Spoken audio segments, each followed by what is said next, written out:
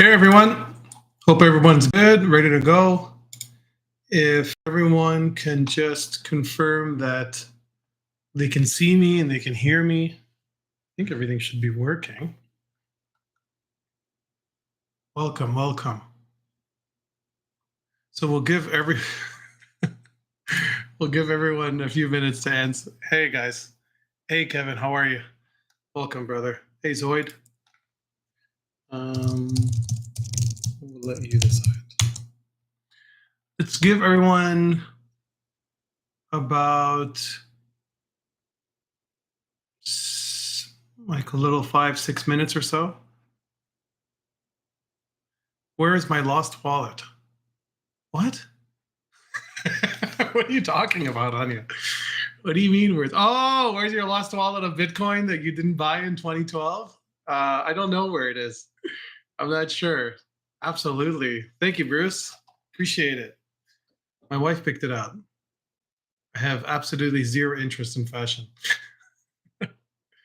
How's everyone doing today? Ready for the holidays? I'm really hyped. This is it's incredible. I'm really proud of everything that we've built together and proud of the market predictions and the scorecard and how incredibly helpful those metrics have been for me to manage my emotions. It's been really, really nice, very calming. Walaikum salam, Adnan here. Hey, welcome, brother. Yeah, so if you have any questions, you can post them here in the chat or hola, señor. Andrew, how are you, brother? You can post it here or post it in the thread.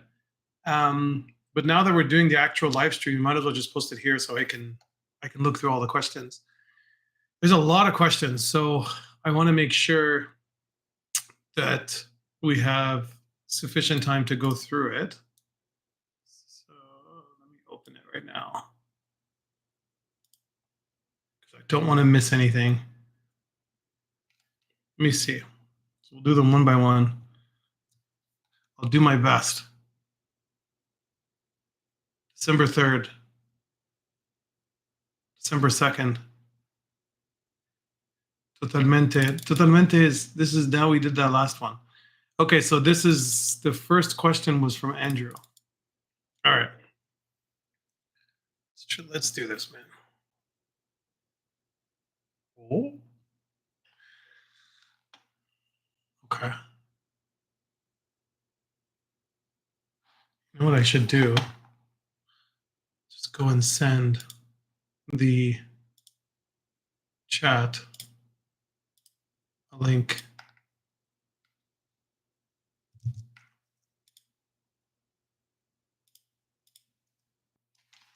Live. Just giving everyone a minute to join.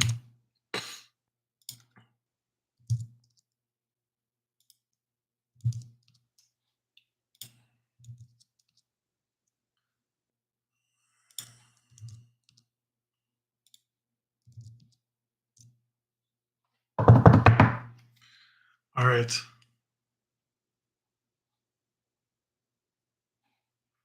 Everything's good. Audio is good. Description's clean.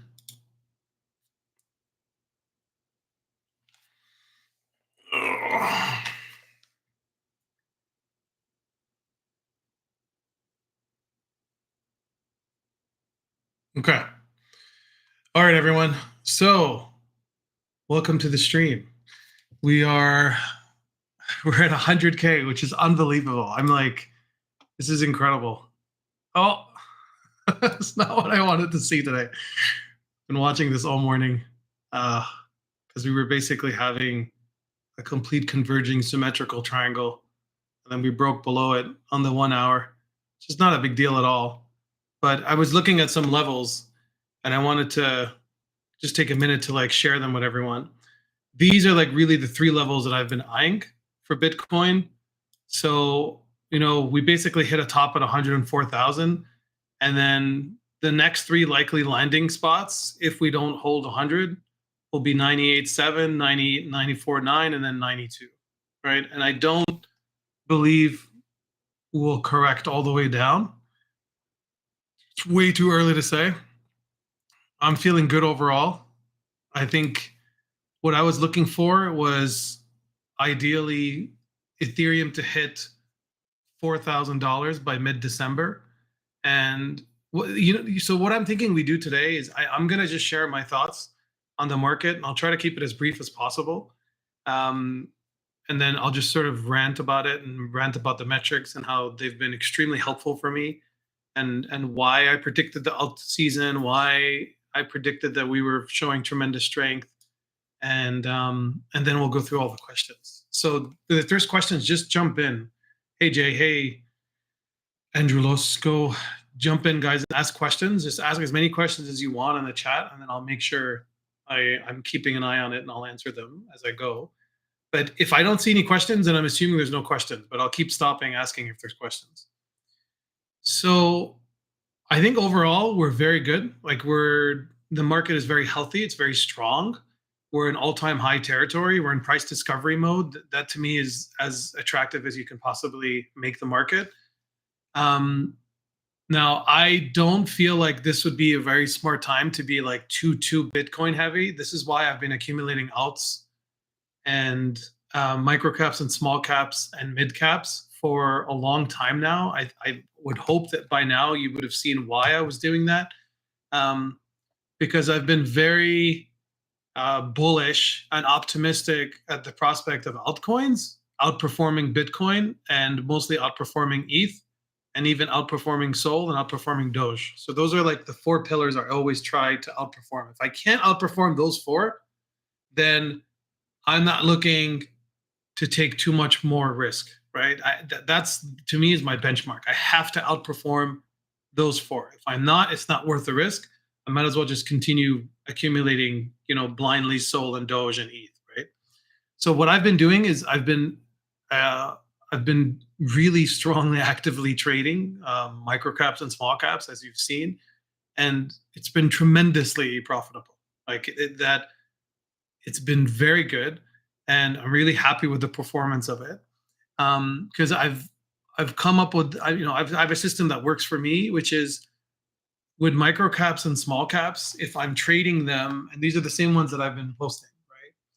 So when I'm trading these positions, right? So like Boop or Swag or Seta or Cheyenne, when I'm trading these, if I'm up 2x, I usually will take out my initials. But sometimes when the market and the conditions are very positive, like they are now, what I'll typically do is I'll wait until a 3x. And then at 3x, I'll de risk, take out my initials, and take out some profit. And then I like to see if it goes up to 5x, take a little bit more profit. So I've always taken profit when I suggest for everyone to consider taking profit. You don't have to follow me whatsoever. We're not a call channel. Like I want to clarify that. That's to me, 99% of the call channels are all pump and dump shilling scams where they just dump on their followers and they do them, like let them do whatever it's their prerogative to do whatever they want to do. That's not my jam. That's not what Alex and I are wanting to do. It's not what we built together. Like we genuinely want to help because we know that if we help you, you will reciprocate and help others and help us hopefully. And we're all alpha hunting. Like we're talking about 1,000 global alpha hunters who are all constantly searching under every rock and every nook and cranny trying to find something that's potentially interesting and meaningful, right? So 1,000 minds is going to always outperform just four eyes or two minds of Alex and I. So that's why we have all of the alpha leaders who are all senior traders, very successful in their own right, in their own domains.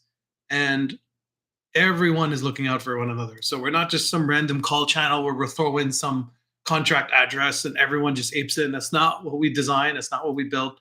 So we're really focusing on chain, obviously, and that comes with a huge amount of risk. So that being said, the reason I've been so aggressive and I keep saying take profit is because these positions are extremely speculative. They're extremely risky. And they're going to go up and down like literally 50%, 60% in one day. You might even see 50% in 1 hour. Like 1 hour, you'll see a position go down 50%. So this is why when I say it's probably a good time to take profit, then I would just strongly encourage you to consider taking profit. The thing that I'm good at, I would consider myself good at, is entering positions, but I'm also good at detecting when it's probably time to consider getting out and at least de-risking. So, but what I don't want to do with these positions is I don't want to just blindly exit when I'm up, you know, like 3x, 4x, 5x, simply because some of these positions I want to have some small moon bag and have some exposure over the long term, because I believe in them. Like I like some of these projects. I like what Set of Protocol is building. I like what Swag is doing. I like that I'm seeing consistent whale accumulation and top, crypto market alpha hunters who we're monitoring and tracking are accumulating some position in some of these projects. I like that. I like that there's major influencers who have huge sway over hundreds of thousands of followers and they have their own content creating ecosystem and they're accumulating, jam, right? Their jam cat. Like I like that. To me, that's worth throwing a few $100s in, throwing, not a huge amount. So when I put this risk in the trades, I'm referring to like the amount of capital that I'm willing to lose on this trade. So I'm not putting 25%, right? I'm not putting 40% of my portfolio into some random, blind horse who's tied to the peanut sanctuary on the farm, right? I mean, it's a beautiful horse, it's an incredible story, but I'm not going to go and risk a quarter of my entire portfolio on an animal, right? It just doesn't make any sense to me. So to me, my strategy is broad exposure to small micro positions in experimental, speculative, high risk micro caps and small caps. And when I'm in profit on many of those, I will de risk, take my initials out, and then I'll let the rest ride, right? That's what I've been doing. And then when the time comes where there's a microcycle top, or when I feel like at least we've reached a first top, I would consider de-risking more. But when I feel like the market cycle top is macro wide, where I feel like we've topped off, maybe that's mid to late 2025, I would very strongly flip bearish, and then we look for short opportunities. That's exactly what I did last time. That's exactly what I want to do this time, right? But please, for the love of God, do not put 50%, 40% as some random horse, some random monkey, some like one-armed monkey named Zing in like China or Japan. Like that's not like that's not what we're doing. Like I don't want anyone to do that. I don't want you to put 40% of your portfolio to some cat who claims to be the brother to Doge and Nero. Like, so just there has to be some risk management involved. And I would hope that by now you've seen how aggressive I am in like taking profit. Like RM 9000 is a perfect example. We bought this, okay, extremely early. So when I posted this trade, you see it, right? It was at 3 million. And 3 million is when I started the position. But what I ended up doing was I'm accumulating. So if the price goes, it started actually at 2 million is when I first posted it. And as the price is dipping and dropping further and further down, I'm accumulating a little more up to a certain point. And then I can reevaluate. If I like it, I'll ape more. If I don't like it, then I stop accumulating at that point. And I hope that my thesis is correct, that it's going to recover and do well. On the back of that, it did 500%. So I'm not going to just hold that 500%. Like that, to me, 500% return in 24 hours or so is unbelievable. Like that is, there's no asset class in the world that will give you a 500% return. And I'm saying this to myself as a reminder also to de-risk more aggressively, because my problem is maybe taking out the initials and a little bit of profit is inadequate. Maybe that's not enough. Like I think I should be de-risking more. I should be even more aggressive at taking profit, because what if the AI agent investment narrative doesn't materialize the way I'm thinking? Like what if bully goes down by 50% and cracks like 60, 70 million? What's going to happen with all the other, competitors? So those are like the things that those are the kinds of things that I'm like thinking about. Let me move this here so that I can see the comments. Wait. Okay, this is the best way of doing it. Okay. So, would be awesome to hear your thoughts about how the holiday season will play out. Mhm. Last January, we had a dip and then ran into February and March. Do you think we can follow the same scenario? What about AVAX? I don't hear a lot of AVAX, man. Oh, AVAX. Okay, I'll talk through those. But yeah, let me go through my market overview. But I really just wanted to talk about that. So the way that I'm sourcing projects is I'm not just like randomly stumbling upon some project that I like and I'm like, you know, I want to buy it. I'm monitoring projects for a long time, and then when I feel like the price has collapsed by a huge amount, then I'll try to buy in. And if it's worth buying in, I'll buy in. And when it's in profit, I de-risk. That's all. That's literally how I do it. And it's worked. It's worked well. So that's my strategy. Now, what I see in the market right now is my most important metric.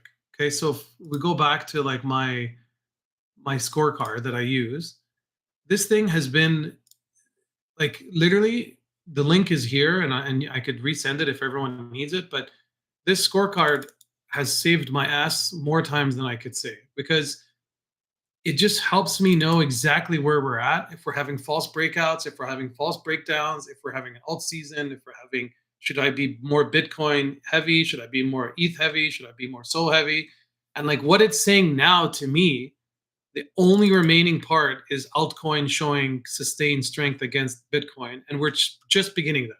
We're just beginning to finally see that. Everything else is pretty much green. Only thing that usually will top off, and that'll be like the absolute end of the alt season, is metrics 20 to 30. And that's when you start seeing secondary and tertiary meme coins start outperforming the alpha meme coins, right?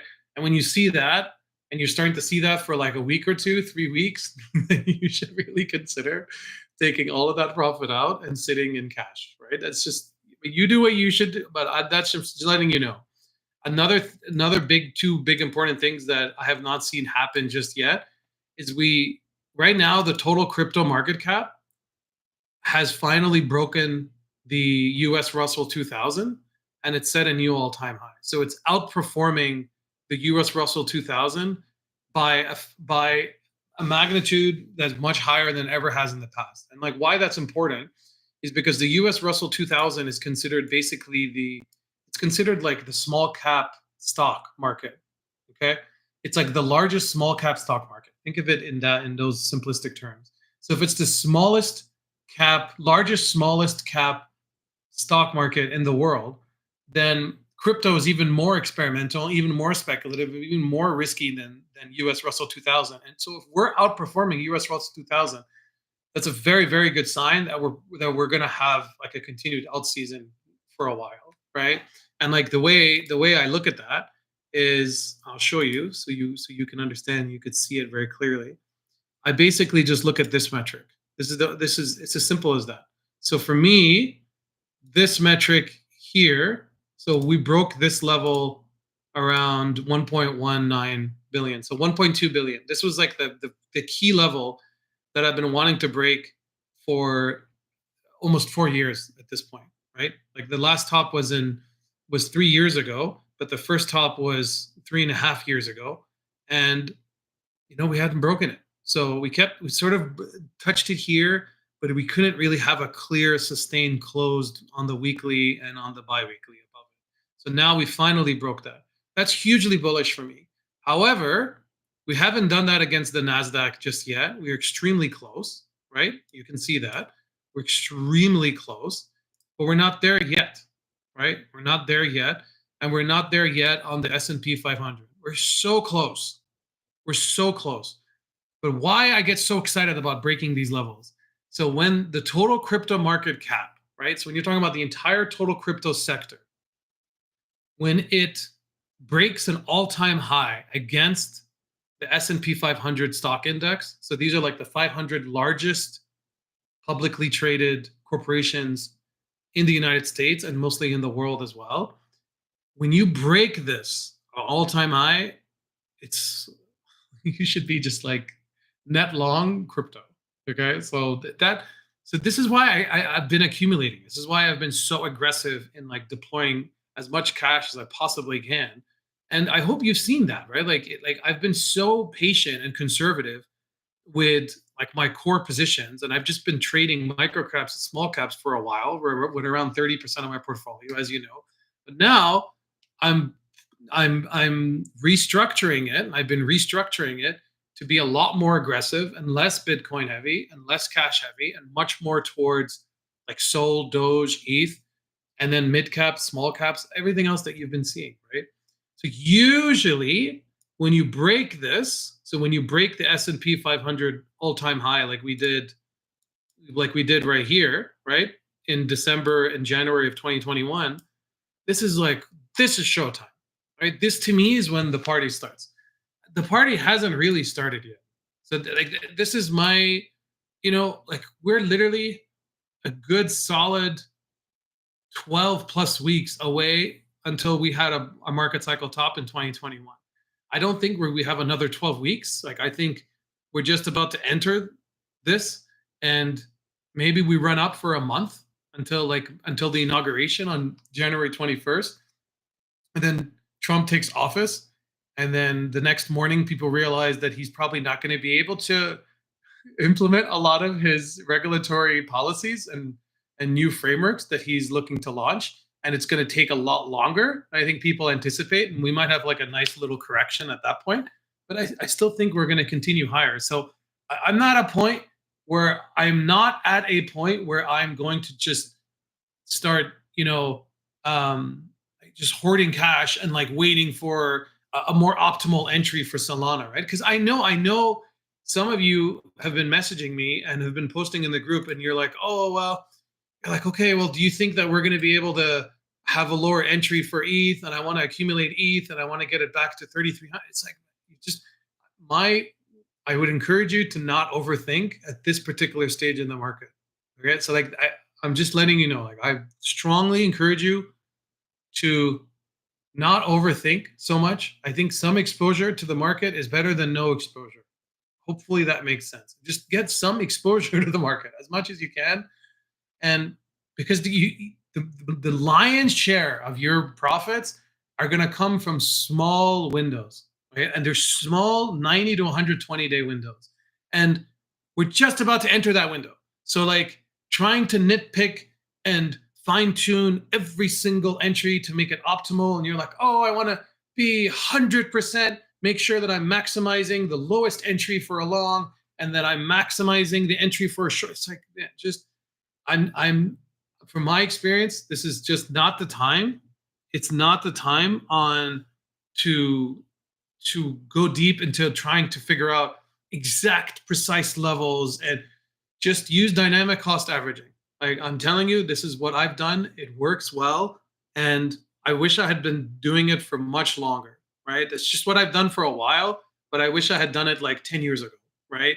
And it's DCA in and DCA out. So when you're in profit, my model works for me. You come up with your own model, but for me, it works well. After 2x, after 3x, take initials out, because you can't get taxed on your initials. Like you need to recoup that balance of capital, put it back into your pool of stables or SOL that you want to redeploy to other projects and to other speculative positions, right? So you're not taxed on your initials. You'll only be taxed on like your capital gains, right? So for me, that works. And then if it continues rising, I'm going to continue de-risking. And by the time it's up 10x, 20x, 30x, maybe I'll only have like 20 to 30 to 40% of my position left. And that's fine, you know? So that's my thinking. Like, I know like everyone wants these ideal entries, and it's like, oh, well, I want to buy Doge at like below 30. It's like, man, we literally went from 44 all the way down to 34. And I promise you, I can maybe count on one hand the number of people who actually accumulated Doge at those levels. Like to me, this Doge is textbook accumulation. This is like, look up any technical analysis book. They're all behind me. Like look up any technical analysis book. This will tell you that this is prime accumulation zone. And it's only basically a 30% range. So it's sideways accumulation range.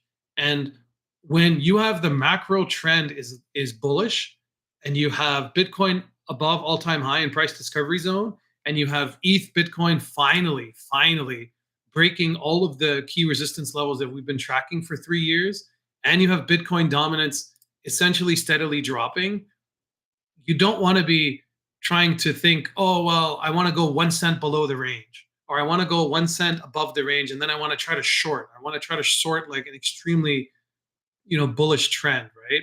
It's not the time. Um, so yeah, you do you. I'm just sharing my views, So those are my positions.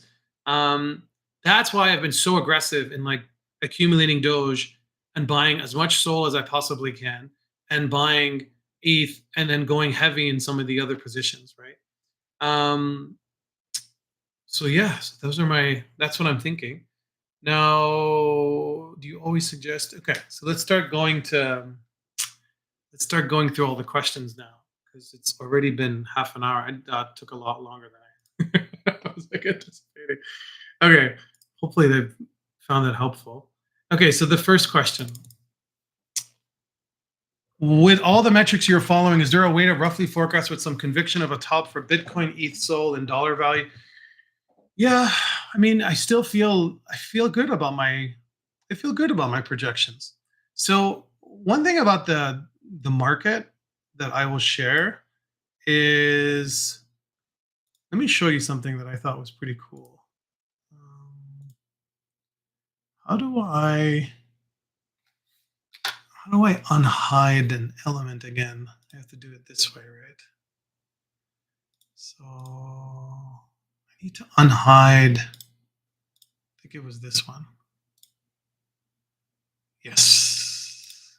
Yes. Sweet. Okay, look. So this is how I see Bitcoin. I was just looking. Oh, I think Zane's coming. It's my 3-year-old. I hope not. Okay. I think we're in the clear. So, Andrew, and this is I think this is very good for everyone. Is I know that this time around, everyone keeps talking about the pi cycle top, right? And Alex just talked about that as well. And the thing about the pi cycle top is that there's this indicator called pi cycle Bitcoin high and low. I may use it and integrate it into its own custom indicator that we can potentially actually implement as a trading strategy that we can go long and short on.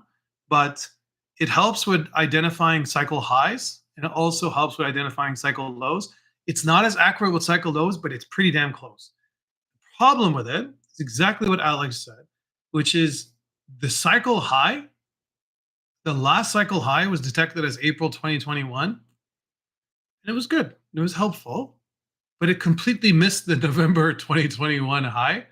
And it also, the low it found wasn't exactly the low. It was like $3,000 above. I mean, so, like we're just grappling at straws here. Like no need to nitpick, but, you know, it never detected the last like two highs, which is a little odd, but it doesn't matter. The point is that it's whenever you see that it's approaching convergence. So whenever you're seeing the 350 simple moving average and like the 111 simple moving average, whenever you're seeing that crossover, you'll see it. Whenever you see this crossover, this.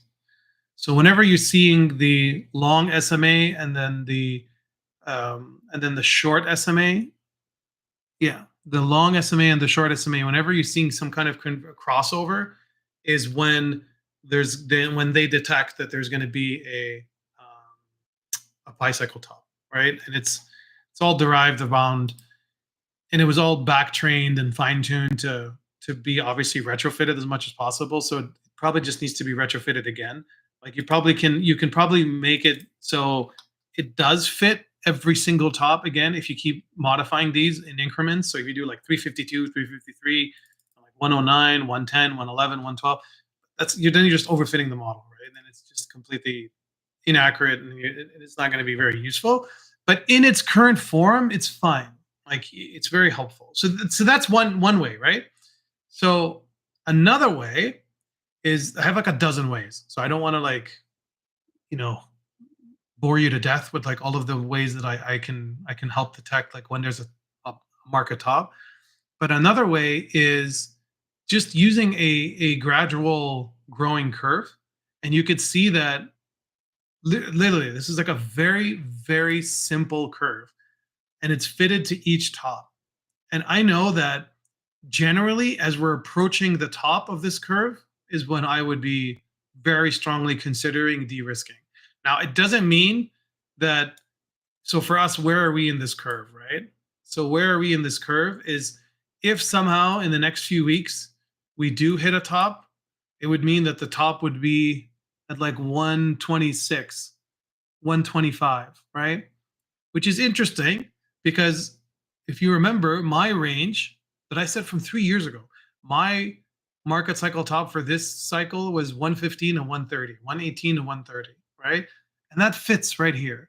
So it just depends on how fast we go. If this keeps going on this massive parabolic advance and there's this massive blow off top, like maybe, I mean, that could absolutely do that, and then we have a top in around the inauguration. Maybe that's our first top. Maybe we just go up and then we accumulate and we go down a little and then we hit a final top in like May, June. Absolutely possible. Or April, May. It's absolutely possible. But at that point, it will be even higher. So if we push it all the way out there, it'll be like 135, right? So I'm not worried about this. All I worry about is once we're above 115 to 120, I'm definitely gonna consider de-risking, and that's when I think is going to be obviously the most attractive time to be heavy in altcoins as much as possible, because that's usually you basically have around like 2 to 4 weeks after Bitcoin hits a market cycle top for you to make as much as you possibly can from altcoins, but they will top at different points. Like it's not just one consistent peak where all the altcoins peak and then everything collapses. It does in stages. So you might have one investment narrative that's extremely hot, like real world assets, or you'll have AI agents, or you'll have like tokenized real world assets, or you'll have like GameFi, you'll have like Web3 social media, you'll have all the different narratives, right? And they'll top at different points. And it's just like a money ball. It's like a huge amount of capital that's just constantly rotating from category to category to category, or narrative from narrative to narrative. And at that point, when you feel like, okay, this narrative has peaked, and the market cycle top is in, according to like a few other indicators we're looking at, a few other metrics we're looking at, then I think is definitely a good time to start de-risking. So to me, that's Bitcoin. Now, when you look at Ethereum, I'm still stand by my target, which is around like 8 to 15,000, 8 to 12,000. Like to me, that's a very good amount. You know, um, that's a very good amount. I mean, I like preferably it would be 10 to 15,000, but we just have to see where it goes, right? I mean, we're not even at 4,000 yet. We're just about, but we're still not at 4,000. And Solana, I still think is 1,000 to 2,000 easily. There's absolutely easily can be 1,000 to 2,000, especially if it starts to take over and tries to reclaim control over Ethereum, and you have like you have a proper a complete like contention between them two, whereas Solana starts challenging Ethereum supremacy as like the top two, crypto, and Solana when it resurpasses Ripple, which I think it's extremely close to doing so if it hasn't already. No, still, still behind. Unbelievable. So yeah, it's pretty close, but like it can easily reclaim it in like a week. So I think when it goes on a run, I think it's definitely gonna give it's gonna give Ethereum a run for its money. And if that happens, I mean, you'll basically have Solana at 1,000, and you might have Ethereum. What if Ethereum's at 5,000 and Solana's at 1,000? I don't think that's going to happen, but like you just imagine what would happen if that's the case. I think that would be pretty cool. Um, okay, so let's go through the questions here. So that's my thoughts for that. So those are my three targets, and then Doge, I still stand by $1.50 to $2, like very conservative. But like I said in my long audio, I just wouldn't be surprised. I know this sounds outrageous, but I would not be surprised if Doge gets to a point where we're at like 600 billion. Just it sounds ridiculous, but I just would not be surprised if we go up 10x, which would take us up to $3, $4. And at that point, I know everyone and their uncle is going to be screaming from the mountaintops, we're going to hit $10, which is obviously to me is sort of like this pipe dream, right? We're not going to hit $1 trillion market capitalization for Doge, but it's not completely out of the question. It's not out of the question because in the past, right? And you can have your own view on this, but I'm just saying in the past, it sounds ridiculous, but Doge went up 93x in 100 days. 93x in 100 days, all on the back of a Reddit post where one famous Redditor wrote, "Why don't we make Doge the GME of crypto? Right? Why don't we make Doge the GameStop of crypto?" And and then he basically just coalesced everybody in the group, brought all the energy together, brought all these positive vibes, and they were like, let's push it to the moon. And then went up 7x. And then on the back of that, Elon Musk goes and posts an image of a dog version of Vogue, which is like a famous fashion magazine. And that was almost like his stamp of approval for the Doge like social revolution that everybody was swarming into. And then it exploded, right? It literally went up 11x in 24 hours. 11x in 24 hours. Obviously, going from 600 million to 6 billion is not the same as going 60 billion to 600 billion, but it absolutely is possible for us to hit 5x in 48 hours. I know you may not think that that's possible, but we know it's possible. Like you look at Ripple. Look at Ripple. Ripple literally did, right? It literally did a 3x. It did a 3x in such a short period of time. Like that's what's crazy. It's crazy. Look at this. On 11/7, so 2 days after the election, so a month ago, it was at 50 cents. It was literally at 50 cents, and then it hit $2, and I think it actually touched $3, right? Think about that's a 6x. That's crazy. That's a 6x for a coin that's already was already worth like tens of billions of dollars, right? Yeah, at that point it was 30 billion. So to me, that's just I wouldn't count it out, right? Like XRP was behaving like a meme. So imagine how Doge is going to behave because it's sort of the canonical definition of like the biblical meme, right? It's like everyone knows Doge. Like even my own mother, I think she knows Doge. I think if you asked her, "Have you heard of Doge? Do you even have you seen this picture somewhere?" I could guarantee you she would be like, "I know Doge. I've seen this before." So this could be huge. I think Doge. So I like these positions a lot. Okay, so holiday season will play out. Last January we had a dip. Yeah, so I talked about that. Do you always suggest when to sell? No. So to me, I think everyone we've done everything we possibly can to try to help everyone know that you should manage your exits yourself because I don't know your risk tolerance. I don't know your financial goals. I don't know what your professional ambitions are. I don't know your personal situation. I don't know your family circumstances and your living expenses and whether or not you have to pay a mortgage and whether or not you have a need for like a 90-day or 180-day runway in the sense that you need to make sure you have enough 3 months to 6 months of cash in your bank account. I don't know what your requirements are. So I think you should just do you in terms of exits. I will help share what I see in the market, and you can always ask me. I think that's the best thing you should do is just ask me and tag me. What do you think I should do? This is my entry, and these are my circumstances. Now, what would you do if you were in my situation? Even then, I wouldn't really be able to give you any kind of strong, like, imparting wisdom because I'm not a financial advisor. Like, Alex and I specifically avoided any type of licensing because we don't want to be financial advisors. We share what we do, and then hopefully you can share what you do, and we can benefit together, right? By sharing alpha with one another. What you can do is tell me I'm in this project, I'm up 10x, and do you think that this would be potentially a good time to take profit, or how would you manage this position? And I can suggest, oh, I would trail this position, or I would de-risk here, and I would probably shift some capital and accumulate some stable coins for hopefully another run, right? Because some of these coins, even the strongest coins of strong, they'll go down, right?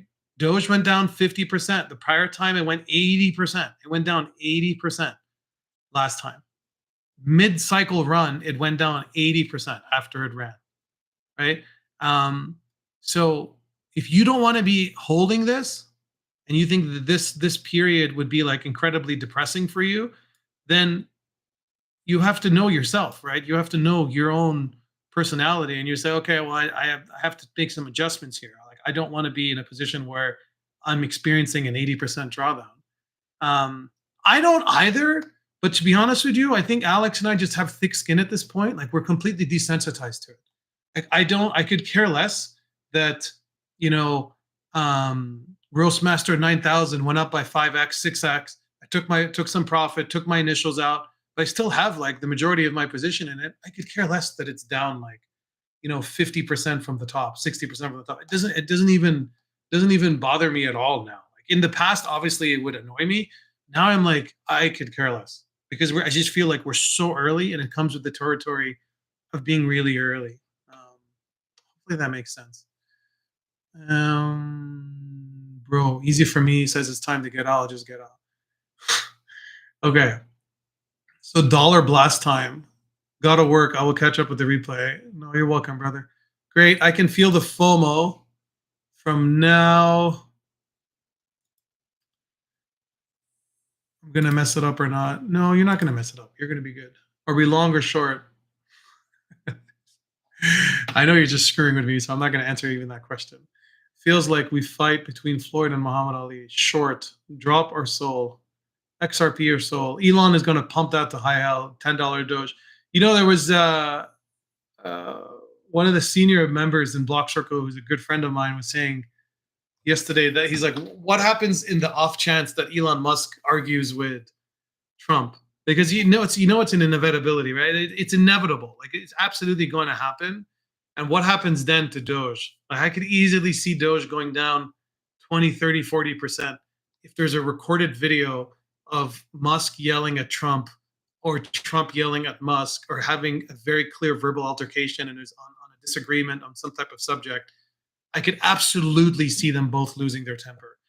So I wonder, it none of these positions are impervious to like complete collapses, momentary collapses. So Elon is I know that's exactly what I said, is Elon is too smart to argue with Trump, but he's extremely stubborn. These are very eccentric, highly successful multi-billionaires. These are not just normal average Joe Blows. Like, you look at Vivek, highly successful serial entrepreneur, built his own pharmaceutical company, built his own hedge fund. Like, he's not just some random, guy from the street, right? These are like highly educated, credentialed, like business professionals, ultra capitalist. So they're going to do everything they possibly can to protect their brand and their reputation, but they are still human. So they absolutely can be. We're going to make $20 Doge. I'm just saying, if Doge hits $4, don't come to me and say, "Oh, I wish you had told me that was a potential scenario." Like, what if it hits $10? I'm just saying, it's ridiculous. I know it's ridiculous, but look at Tesla. Look at the Tesla valuation. Tesla is literally being valued as a meme at this point. I mean, it's ridiculous. It's literally, its valuation makes no sense whatsoever. So here, I'll show you. So if you look at Tesla's valuation now, it makes no sense. There's no reason for it to be valued like this. Let me change the. Okay. So Tesla's right here. It's valued at $1 trillion. It's $1 trillion. And at one point, it was valued more than many of these companies. It's being literally valued as a meme. So if Tesla can be valued as a meme, and Elon pushed it to the heavens and above, Why would we think that he's not going to push he literally called the Department of Governmental Efficiency Doge. Like he's literally calls himself the Doge father. So this is like very personal for him. He probably has hundreds of millions in Doge. That's my theory. I could be wrong, but that's my theory. He has absolutely the puppet master. Bro, XRP is at $3. I know it's ridiculous. But look at what I said about XRP. I said this is probably a very good time to de-risk because we're hitting key resistance on multiple time frames, and you could see, right? I'm saying that I'm not perfect in a lot of things, but I'm good at entries and I'm good at detecting when it's probably a good time to de-risk. It doesn't mean that we've hit the top. It's absolutely possible that we keep running, but it was too hot. It was just way, way too hot. And it's not just looking at some leading indicator like RSI. It's looking at a leading indicator like RSI. It's looking at a leading and lagging indicator like the Blockcircle momentum indicator on multiple time frames. It's looking at price action. It's looking at depleting volume. It's looking at key resistance. It's looking at all of these factors that are all have a clear confluence towards showing you that it's probably a good time to GTFO, right? Like it's time to get. Um, but yeah, those are my thoughts. Is it up a tad? Bro, if he adds all of his companies together, how much would it be? I know all of his companies worth are multiple trillion. Like if you consider all of them. All right. So I answered those questions. Is there a sniper tool for BSC? So there are multiple sniper tools for BSC. The ones that I like are the same ones that I posted. And but the one honestly, like you could use Banana Gun, you could use Maestro. I really don't think you need to do anything beyond that. I think those two are probably more than enough to get started. So those are Telegram bots that allow you to access pre-launches and also allows you so on Pink Sale, and then they also allow you to snipe new launches on Pump Fund as they get bonded, right? And the liquidity gets burned and they get upgraded to Iridium liquidity protocol, then or liquidity pool, then it allows you to snipe those immediately as they get bonded, right? So on block 0 or block 1. And so there's a lot of tools to do that. So there's Maestro bot and like this one. And I know the founder and owner. I have a personal relationship with him. He's a nice man. He's very smart. He's a Canadian brother. He's good. He knows exactly what he's doing. Like he's sincere. But that aside, right? I still wouldn't personally trust these centralized Telegram-based bots with a huge amount of funding. Like I would be extremely careful here because they control the private keys. They literally have access to all of the private keys. So just, and I've said this for years. I've said this for 2+ years, and I've warned everyone: please do not trust these centralized Telegram-based bots with too much of your capital. And so many of them have been hacked, right? So many of them have been hacked, and um, I've gone on some like beautiful notes from people saying like thank you for like warning us about this. Thank you for warning us about some of these centralized exchanges. Thank you about warning us about the risks involved with some of these platforms because they're in just a matter of time until they get hacked. So just don't put so much in.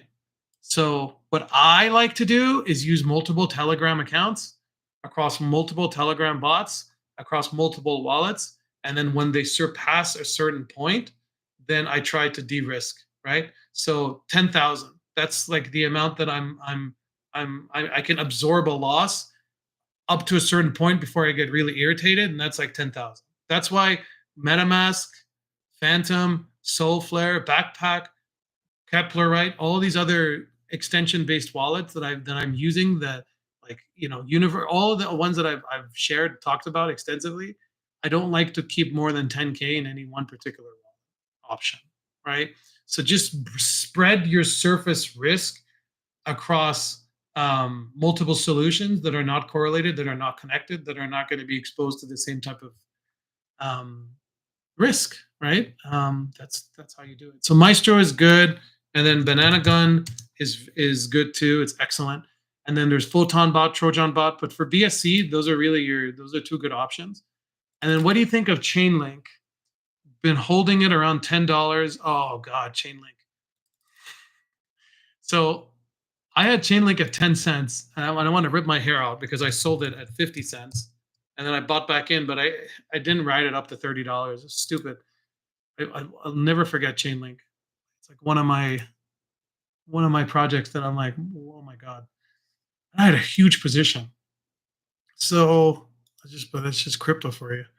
So the problem with Chainlink, as you can see, is it really didn't do much. Like so it went down, back in 2017 and finally broke its high, went up to $5, but it really didn't go that up. It only went up 10x from like the July high until the high in May, right? There's been extremely disappointing price action.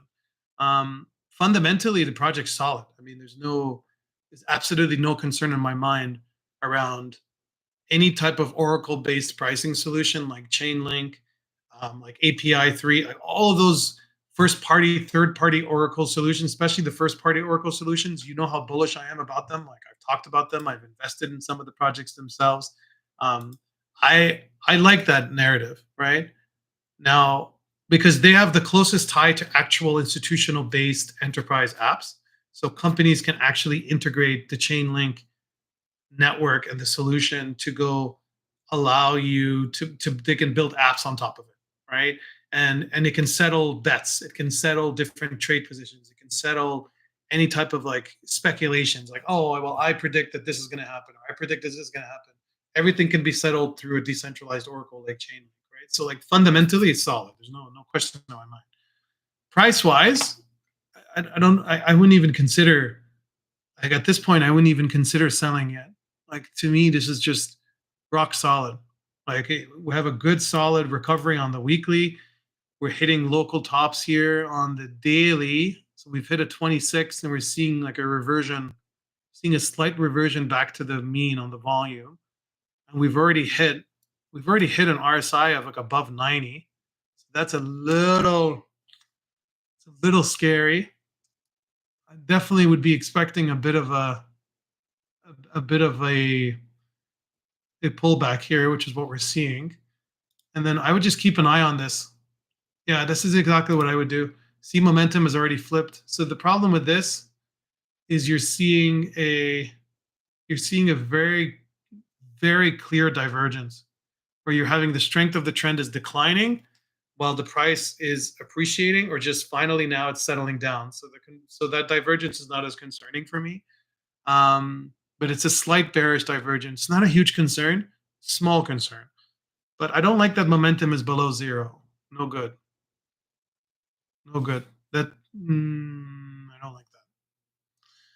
I don't like momentum being below zero. It's not a huge deal, but because it could clearly just be a small reversion. But if I see it on the daily looks okay.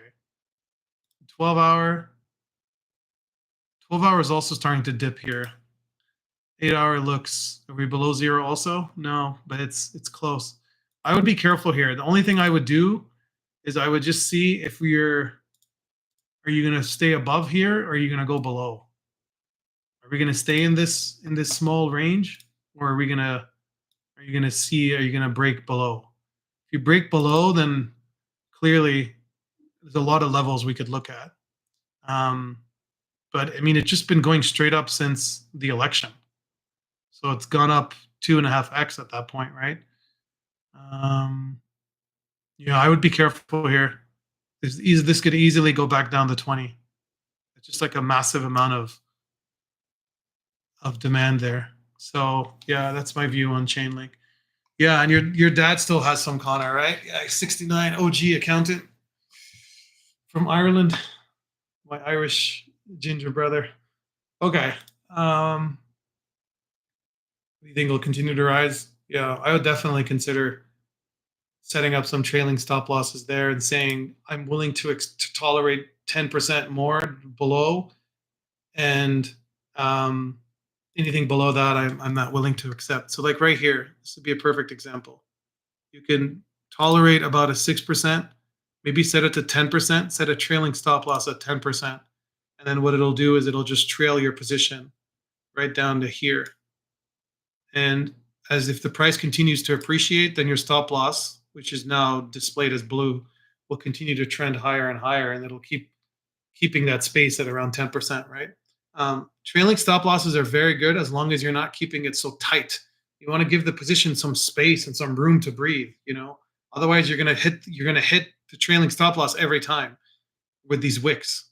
You don't want that, right? You don't want to be exiting positions too early. Like if you had set a trailing stop loss here and you didn't give it enough room, it's a perfect example. If you had set a trailing stop loss here and you set it to like 5%, you're like, or you set it to like 4% or 3%, you would have been triggered here, right? It would have been stopped out right here, right?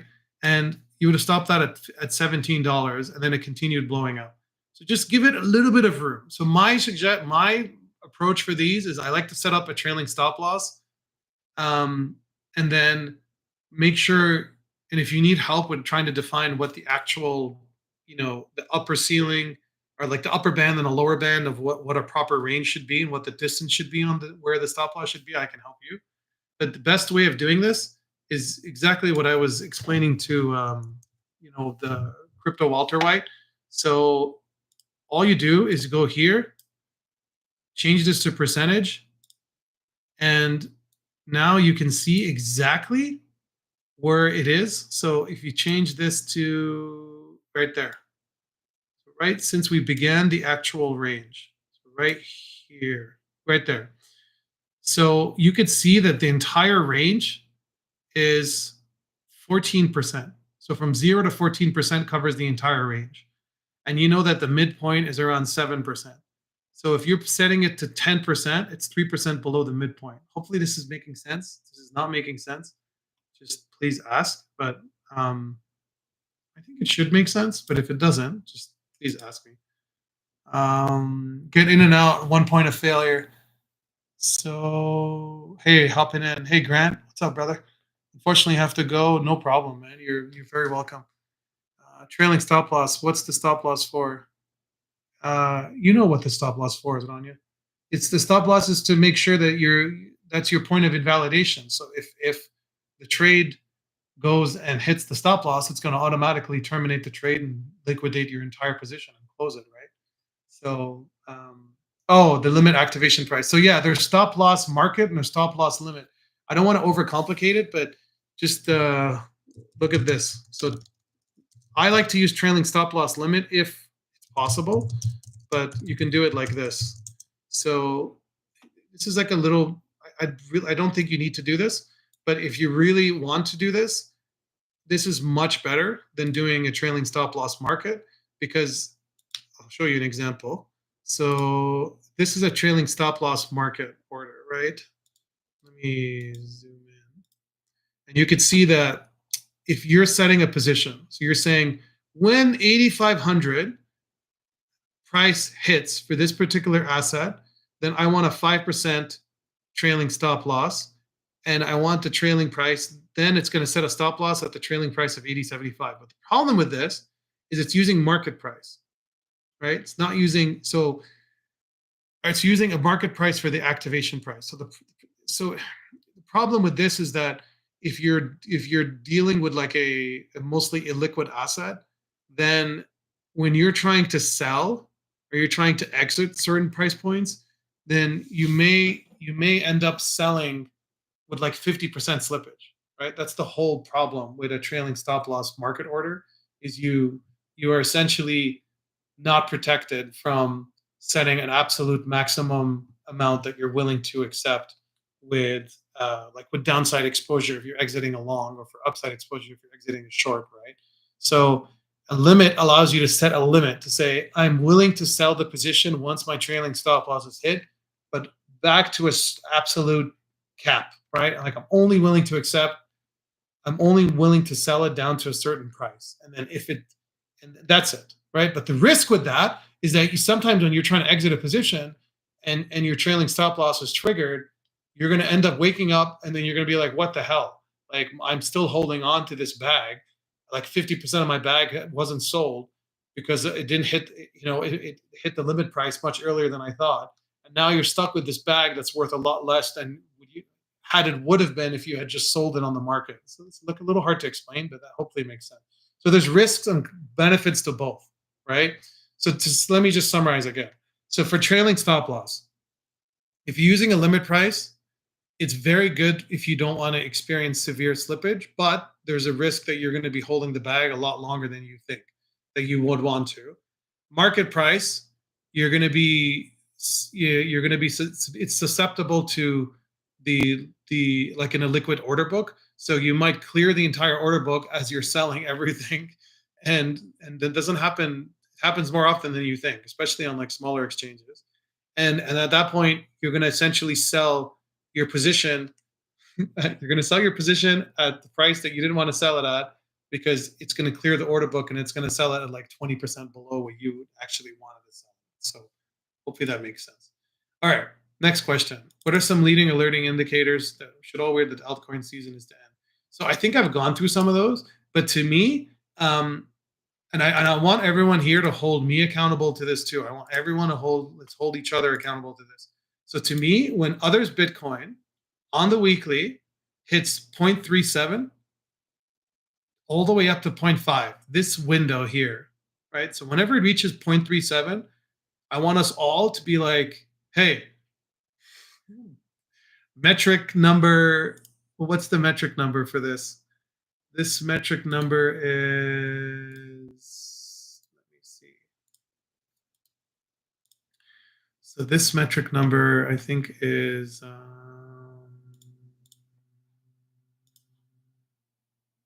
13. So I want everyone to be like metric 13, 0.37. It's at 0.37. It's time to de-risk. It's time to consider de-risking. So that's to me is single most important variable is others Bitcoin. I want to know when we're above 0.37, right? Above 0.34, I would also start being extremely careful. 0.34, 0.37, 0.38, time to consider. That's metric 13. Another metric is metric 1, which is Bitcoin dominance. When we're starting to re-enter this small little window, right, of 40+%. So when we're below 40%, I really want everyone to be like, hey, metric 1, be careful. It's time to go in defense mode. We need to be protective of our gains, right? It's extremely important.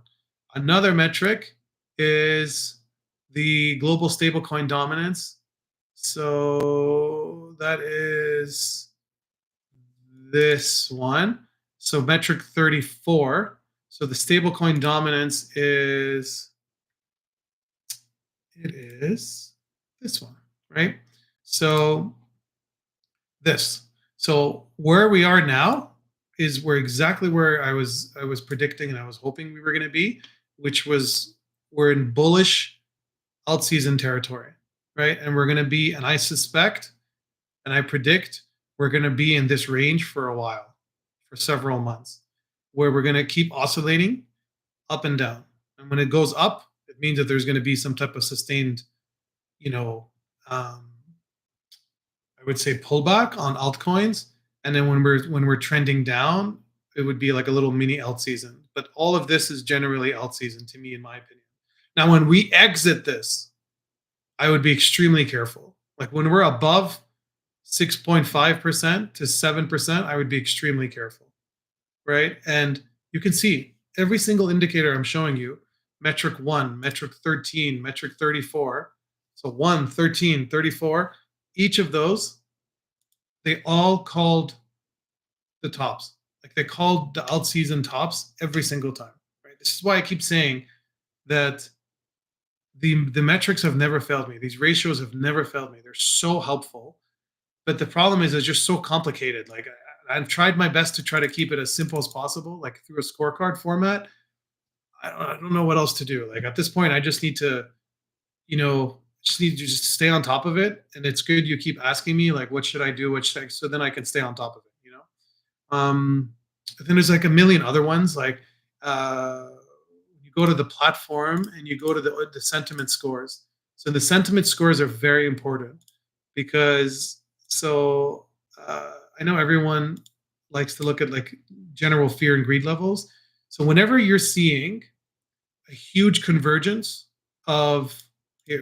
Whenever you're seeing these massive circles, so whenever you have like a score of over 90 and 95 and you're seeing these massive clusters of bubbles, it's good time to start, being bullish on altcoins, but it's also a good time to start considering that around a few months later is when we're going to have a top for altcoins, right? And this has been such a consistent way of detecting when the market's too hot. And we're not even that, we're hot now, but it's not that hot yet. It's just really not. It's not that hot. It's not as hot as it was back in March of 2024. When I called the top back then, we were hitting multiple sentiment indicators that were concerning to me. Another thing to look at is when you look at Google search volume and you look at Bitcoin and you look at the last 5 years, what you'll notice is, so look at that. So anytime that we had a top is when we had Google search volume hit like above 70.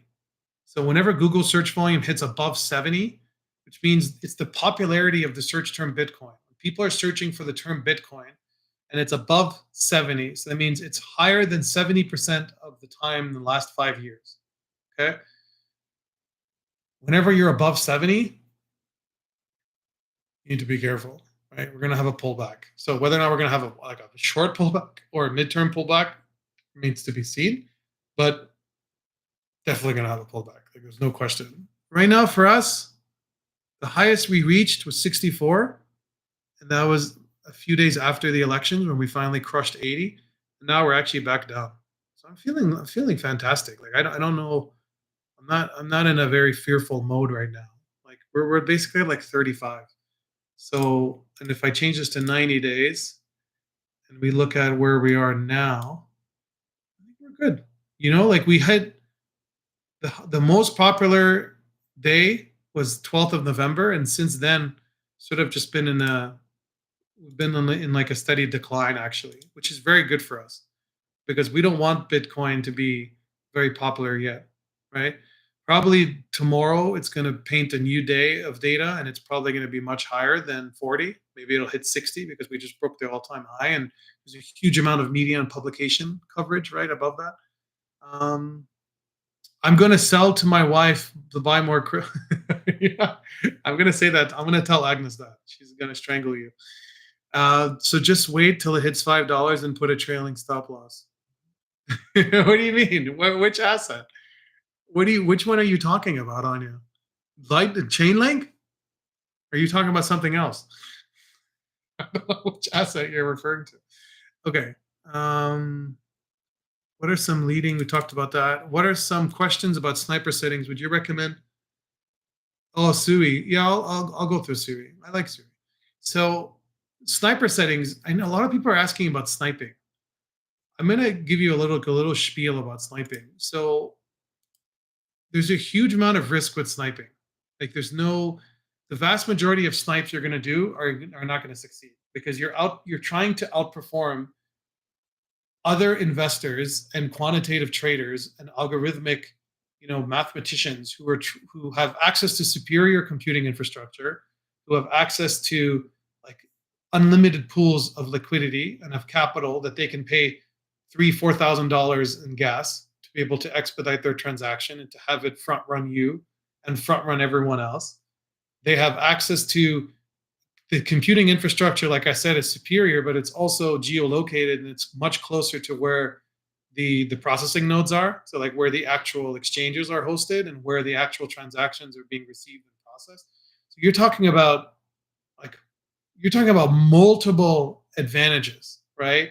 An example like BlackRock, yes, but also there's so many hedge funds, like quantitative hedge funds, that have access to those three things, right? Superior infrastructure, superior capital pools, and then superior close proximity to where the execution of the trades are.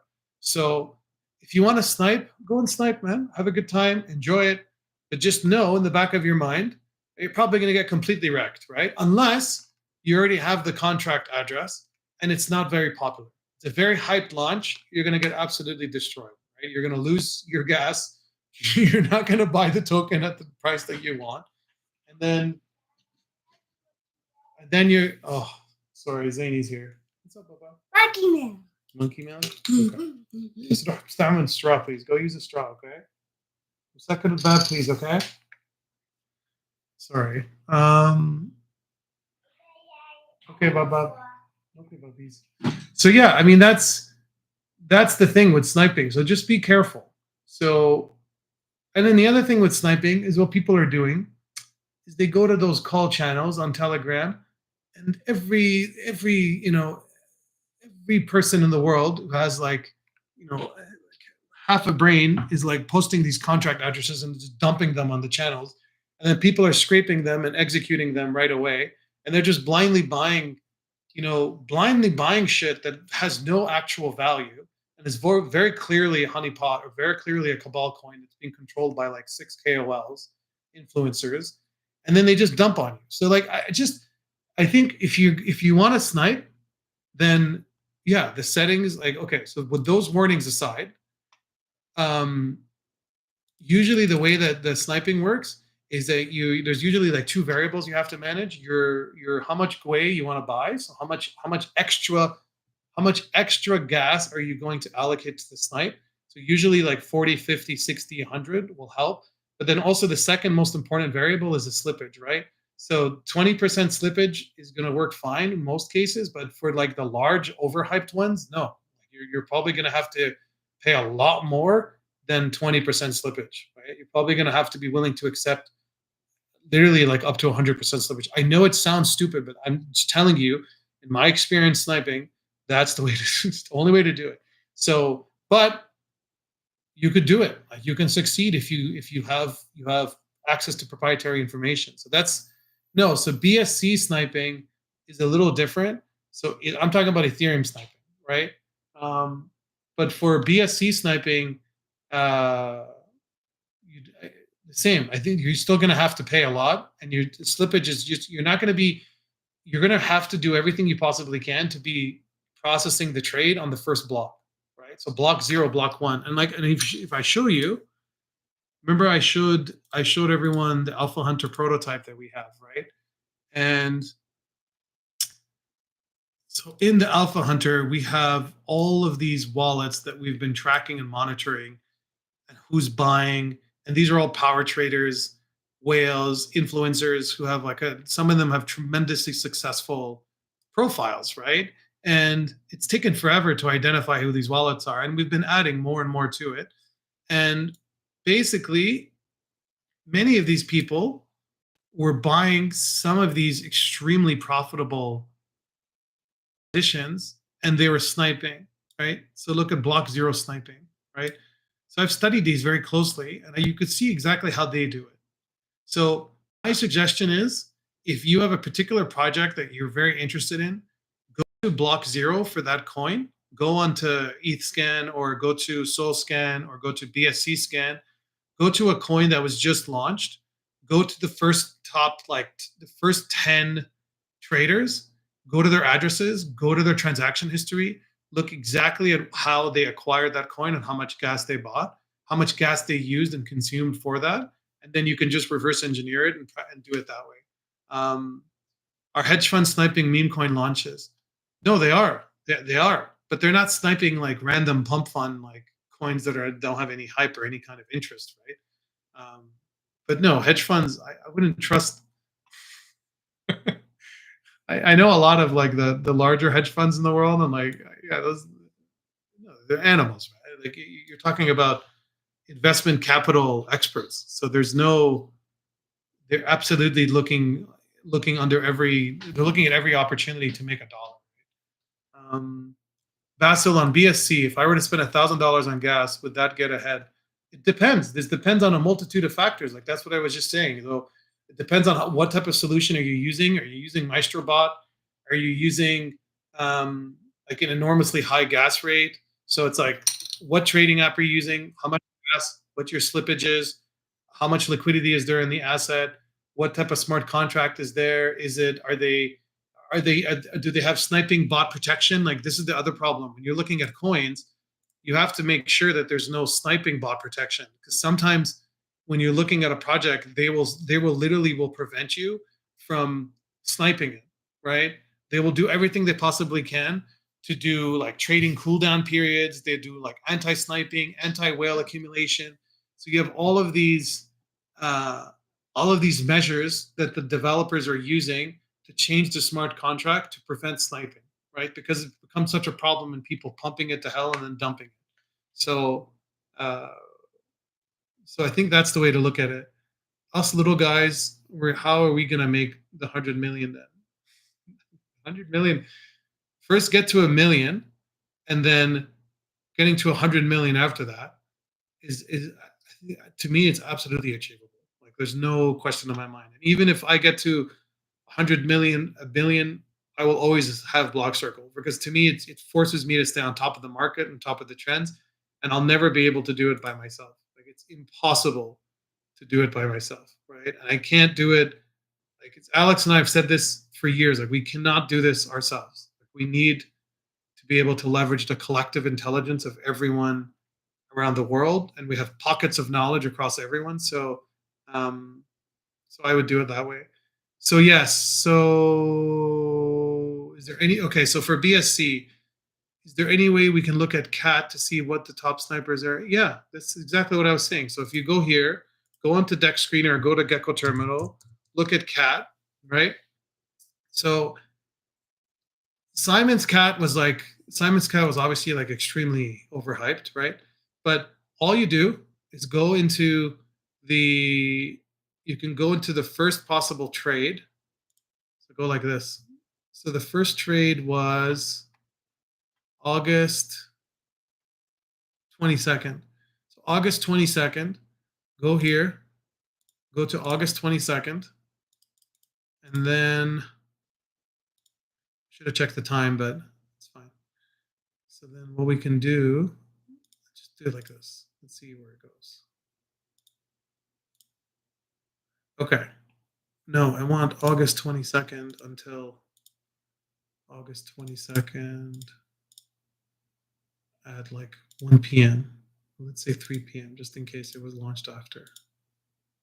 And then go all the way as early as you possibly can.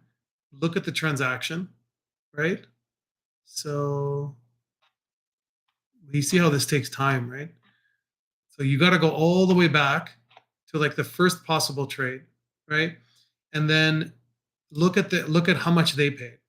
So look at the transaction in BSC scan, scroll down, go to the bottom, and look at this transaction fee. And then you'll see how much GUI they had also. So if you go to the coin itself, go to the actual mint date, and so here, set a filter, and then you can go back to the original mint date, and then you could see exactly who was trading it at that particular time. So hopefully that makes sense. I'm thinking, what's the fastest way? Yeah, that's the fastest way. I don't think there's any other way of doing it. Yeah, I mean, that's basically it. So if you go here and you go to see, the problem is it's not allowing me to go below 4,000. That's the limit. Usually if you go to a new launch and you go to the last, you can go to see the mint date. And then right after the mint date, you'll have the first sniper. And then you could look at their transaction history and look at how much they bought it for. Yeah. So hopefully that explains it. And then how much GUI? Yeah. So hopefully I've answered all those questions, brother. Oh wait, I think I missed one. Basso Hermano, what do you think of Cody? Oh, Cody, yes. So we'll go through that now. So Cody is where was it listed initially? I think it's fine. No, I like Cody. I mean, I don't have any problems with Cody. I've talked about this one before.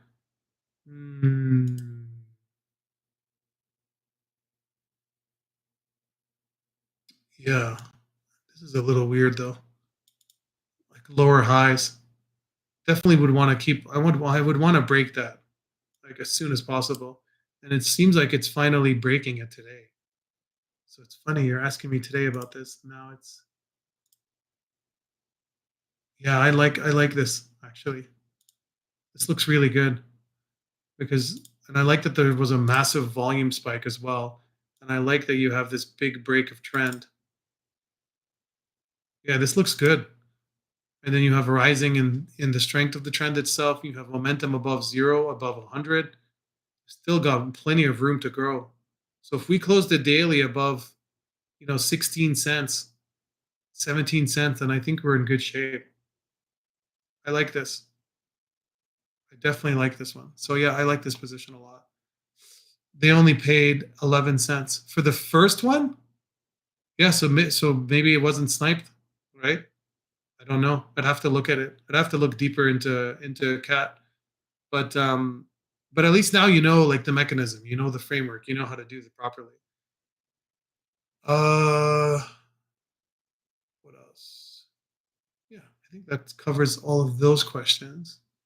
And then one second. Oh yeah. Of course. Okay. So let's keep going through there's a lot of more questions. Can you set can you set can you set address ahead of time and have it snipe? Yeah, so you don't set the address. You set, yeah. I mean, I know what you're saying. So you're talking about the contract address. That's exactly how you do it. So in MaestroBot or Banana Gun Bot, there's two functions in MaestroBot. There's like the release function, and then there's pre-release function, which allows you to paste in the pink sale address. And so I'll show you. So you go like this. Um, this launchpad. It'll give you a, let's go to, oh, there's a new, this would be cool. Okay, well, that's not working. Let's go to Flash. So what you'll do, pre-sale ends, and what you'll take is you'll take this address here, right? Copy the address, and then you see on SoulScan, this is another thing. You just need to get to the first mint, and then once you know that, then you can reverse engineer exactly what the sniping details should be for any coin with similar like hype and like interest, right? But you take this token address, and this is what you paste into MaestroBot, and it allows you to go and buy it as quickly as possible. So that's one way. And then if you want to snipe at other projects that are just about to launch, you could do that as well. And all you're doing is just pasting the contract address into the Telegram bot, and then you're good to go. So that's that. Not sure if this was answered in a recent stream, but with Bitcoin dominance free falling at the moment to 55, do you think that this is the alt season or just a period of relief? I think we've been in alt season. Like, I don't know how much more of alt season do we want. I know what you're talking about, though. I know you're talking about like a complete blow off top euphoric high where everyone is losing their minds and we're seeing like altcoins go up 10x in 3 days. We're not there yet. That's not the manic phase yet, but we're absolutely in an alt season. Like across multiple indicators. Like if I look at so many of the projects that I've been tracking, like I just look at like the smaller coins, they've all broken out in the last few weeks, and we've been on top of this. So like we've talked about this. We literally have. Like, when did I open this link? This alt season. This is when I became extremely bullish, November 16th.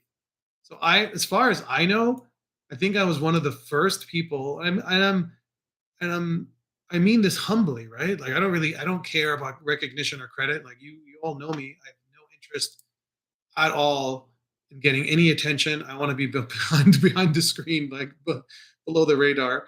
Um, no one was calling out season. And I was like, okay, this is perfect time to start looking to accumulate altcoins more aggressively than you have in the last few years. Um, and I was very bullish in October of 2023 as well. But to me, this is the proper beginning of a real alt season. And this is the reason I said that is because altcoins finally started to show a little bit of strength against Bitcoin, right? And you could see that we start having these breakouts. So these massive breakouts of different assets that were otherwise like in very clear decline, like 80 to 95% declines since the March highs, right? And we finally broke out of that. So these are great, very good coins to look at, you know? Um, so like even some of the weaker ones that had a little bit of hype back then now are starting to finally break out, right? What and then I don't think that we're this is going to be, it could be a false breakout. Absolutely it could be, but so far it hasn't been, you know. Um you could see, right? It's just across countless alts we're starting to see breakouts, and we're seeing breakouts of downtrends, and we're also seeing breakouts above and closing the weeklies above multiple resistance points. Um, but it's still not the manic phase. The manic phase is when we start blowing, like it just goes crazy.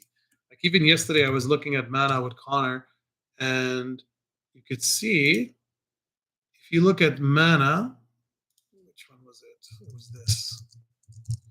So if you look at Mana, you see we're right in this controlled zone here for 2+ years. We've been between 30 cents and 70 cents, and now we got a slight rejection, right? I don't think we're just going to go right back down to 30 cents. No, I think with the more likely scenario, considering considering the metrics and considering the scorecard and considering the ratios, is we're probably going to go sideways before we finally break out above, and then we're going to try to reclaim $6. I don't know if we're going to be able to accomplish that until the metaverse craze comes back, but it's the same thing with all of the gaming metaverse platforms, right? So even if you look at Sand USD, look, it's the same phenomenon. It's incredible. It's the exact same phenomenon. It's like a two year sideways accumulation zone, and now we're re-hitting it. You know, um, how do I get to the mint date for which one? For okay, sorry, I talked about it, but I didn't show you. So for some projects, depending on the blockchain, a lot of times it will tell you who created it, and it'll tell you the first mint. And then there's a few other ways I can show you, but the easiest way is to just take the contract address, go into Gecko terminal, or go into any of the trading terminals, paste the address. If it's not there, that means let me find you another one that's actually, oh yeah, because obviously it's not there because it's brand new.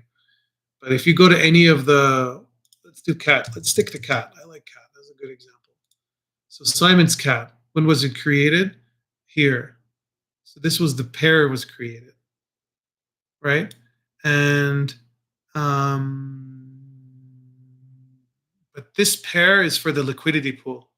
So if the coin was created at this time, then a lot of times the coin will be created at the same time that the liquidity pool was created, right? On Pancake Swap. So, but if you go here, what's another easy way of looking at it? Yeah, another easy way is copy this, go into Gecko terminal, paste it, and then you can see right here the age is 3 months and 13 days. But again, this is probably referring to just the liquidity pool, and the coin is probably a little older.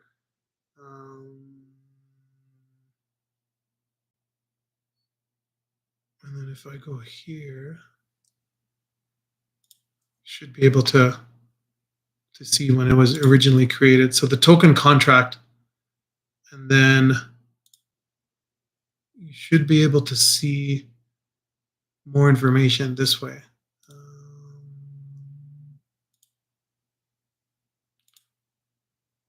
You just have to go back all the way to the beginning.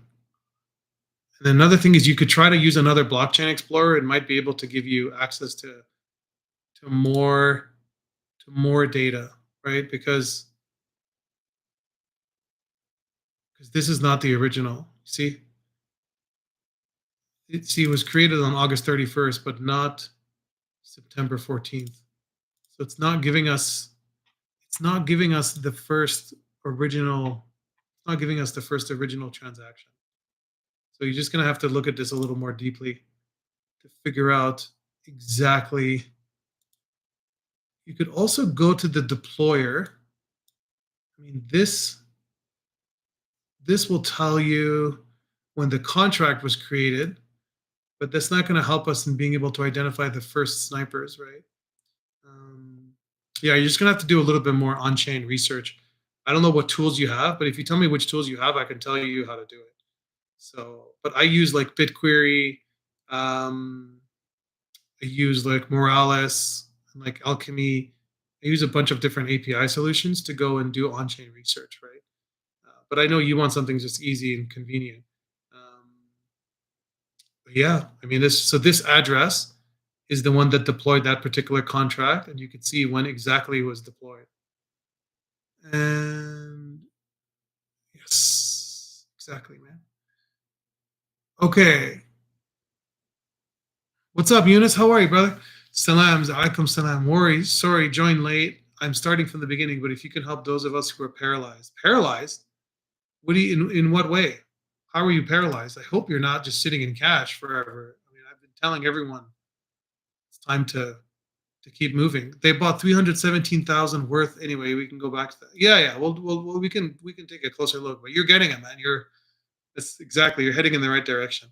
Maybe you covered in the stream and I'll catch up. But you mentioned Beast Discord that you're barely sleeping and making moves. Could you help advise for those? I mean, I don't know what you should do. I'm just sharing what I've been doing, right? I think I've been clear on what I've been doing. Um, like I've posted every single thing I've been doing. I've never done a single thing without telling everyone.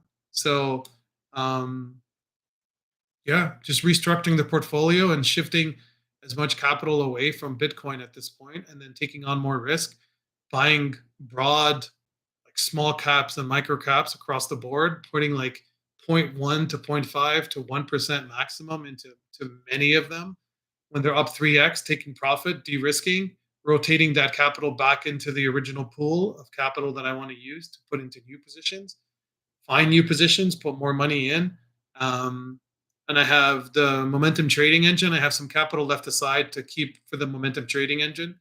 Yeah, usually around 20% to make sure that that's still there. And I'm working on some new configurations that will hopefully help um, that are more appropriate for like up only bull environments like we're in here.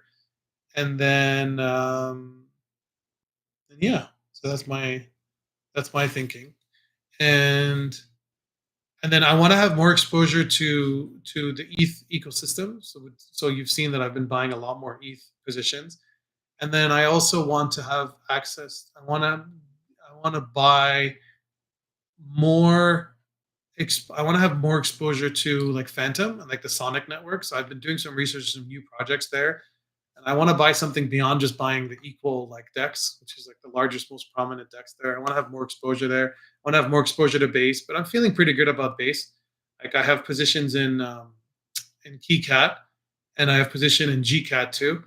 I think both are going to do tremendously well, and they both have been doing like pretty well. So, and then what else? And then maybe get a little bit of exposure to BNB. Not that interested, but um, not as intrigued, by the Binance chain. But I think it's absolutely going to have its run as well. You're welcome, man. So, okay, so let's keep going here. These questions. So, do you wait a second? We skipped a whole bunch here. Maybe might have been too ambitious to get to. Let me do my best.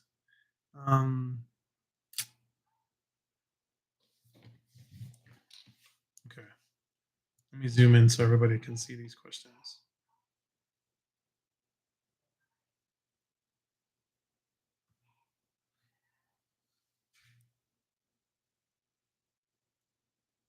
Okay, we did this one. All right. So this is the next one.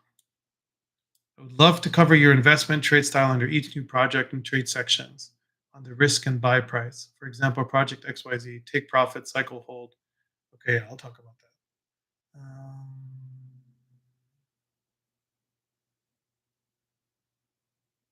All right, let me get some water.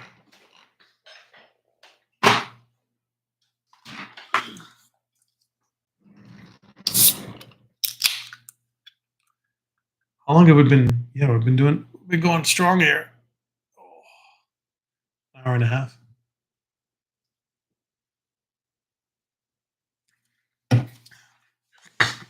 I need to keep my answers more brief. Otherwise, I'm never going to be able to get through all these questions. Okay. I'd love to cover your investment trade style under each new project and trades. I think I've talked about this. I definitely have talked about this. I've answered this one today. Also curious how many trades or projects you might open. I talked about this as well.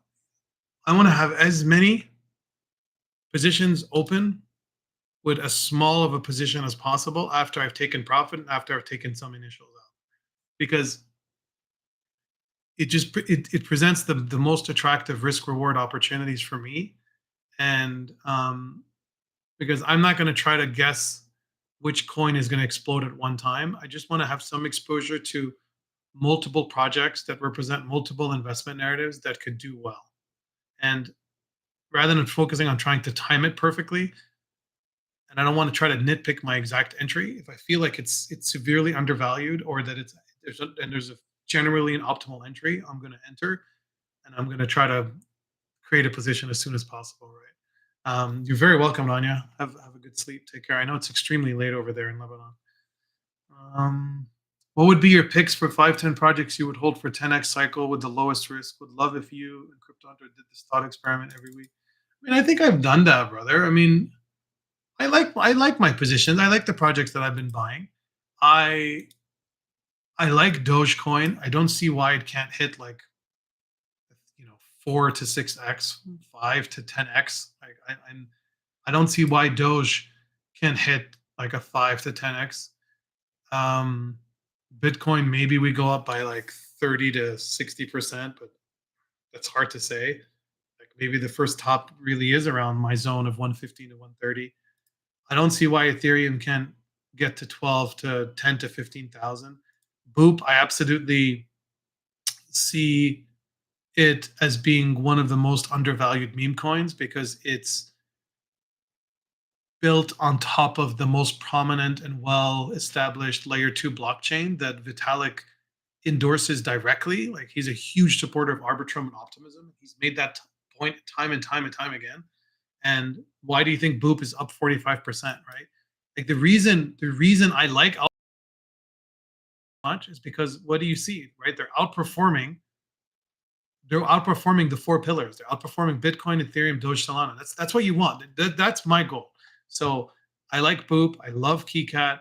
I think these could absolutely. You got to also remember, Boop is only valued at 20 million. The fundamental problem with Boop is that the Arbitrum founders and the leadership team, um, who I've like interacted with, and like I've been trying to, and I know the founders of Boop, and like they're very engaged and like they're doing everything they humanly can to try to push the project up and like bring it as much attention as possible. And like they're a good team. Problem though is the environment is just not as conducive as you would want it to be for a meme to thrive, right? The Arbitrum like foundational team are, I think, philosophically and like principally against the idea of trying to promote any type of project. And like I'm the same way. There's no question in my mind that that's the right approach. But the problem is that I think it's important that you keep an open mind towards meme coins. So anyways, that's my little rant about that. Um, and then Keyboard Cat, so Keyboard Cat is already worth like 90 to 100 million, but it could absolutely easily become the de facto number one meme coin for the base chain, and it already surpassed its competitor, right? So if you look at top cat meme coins on Coin Market Cap, or sorry, on base, I'm on base. You'll see that it just surpassed Toshi. It was above Toshi at one point, and Toshi now has exploded because it just got listed, and that's why a KeyCat just exploded as well. Is I don't think KeyCat's on this one list. I think I have to go on CoinGecko. Um, there it is. So it's at 131 million, and then Toshi is at 138. Last week, KeyCat had surpassed Toshi as the number one base-based meme coin, right? So to me, that's what's interesting, right? Is like Toshi just got listed, and it's pretty massive news. I mean, it's just I think it's pretty exciting. So I like this project, um, but I'm probably going to take a lot more profit on it when it reaches like 300, 400, 500 million.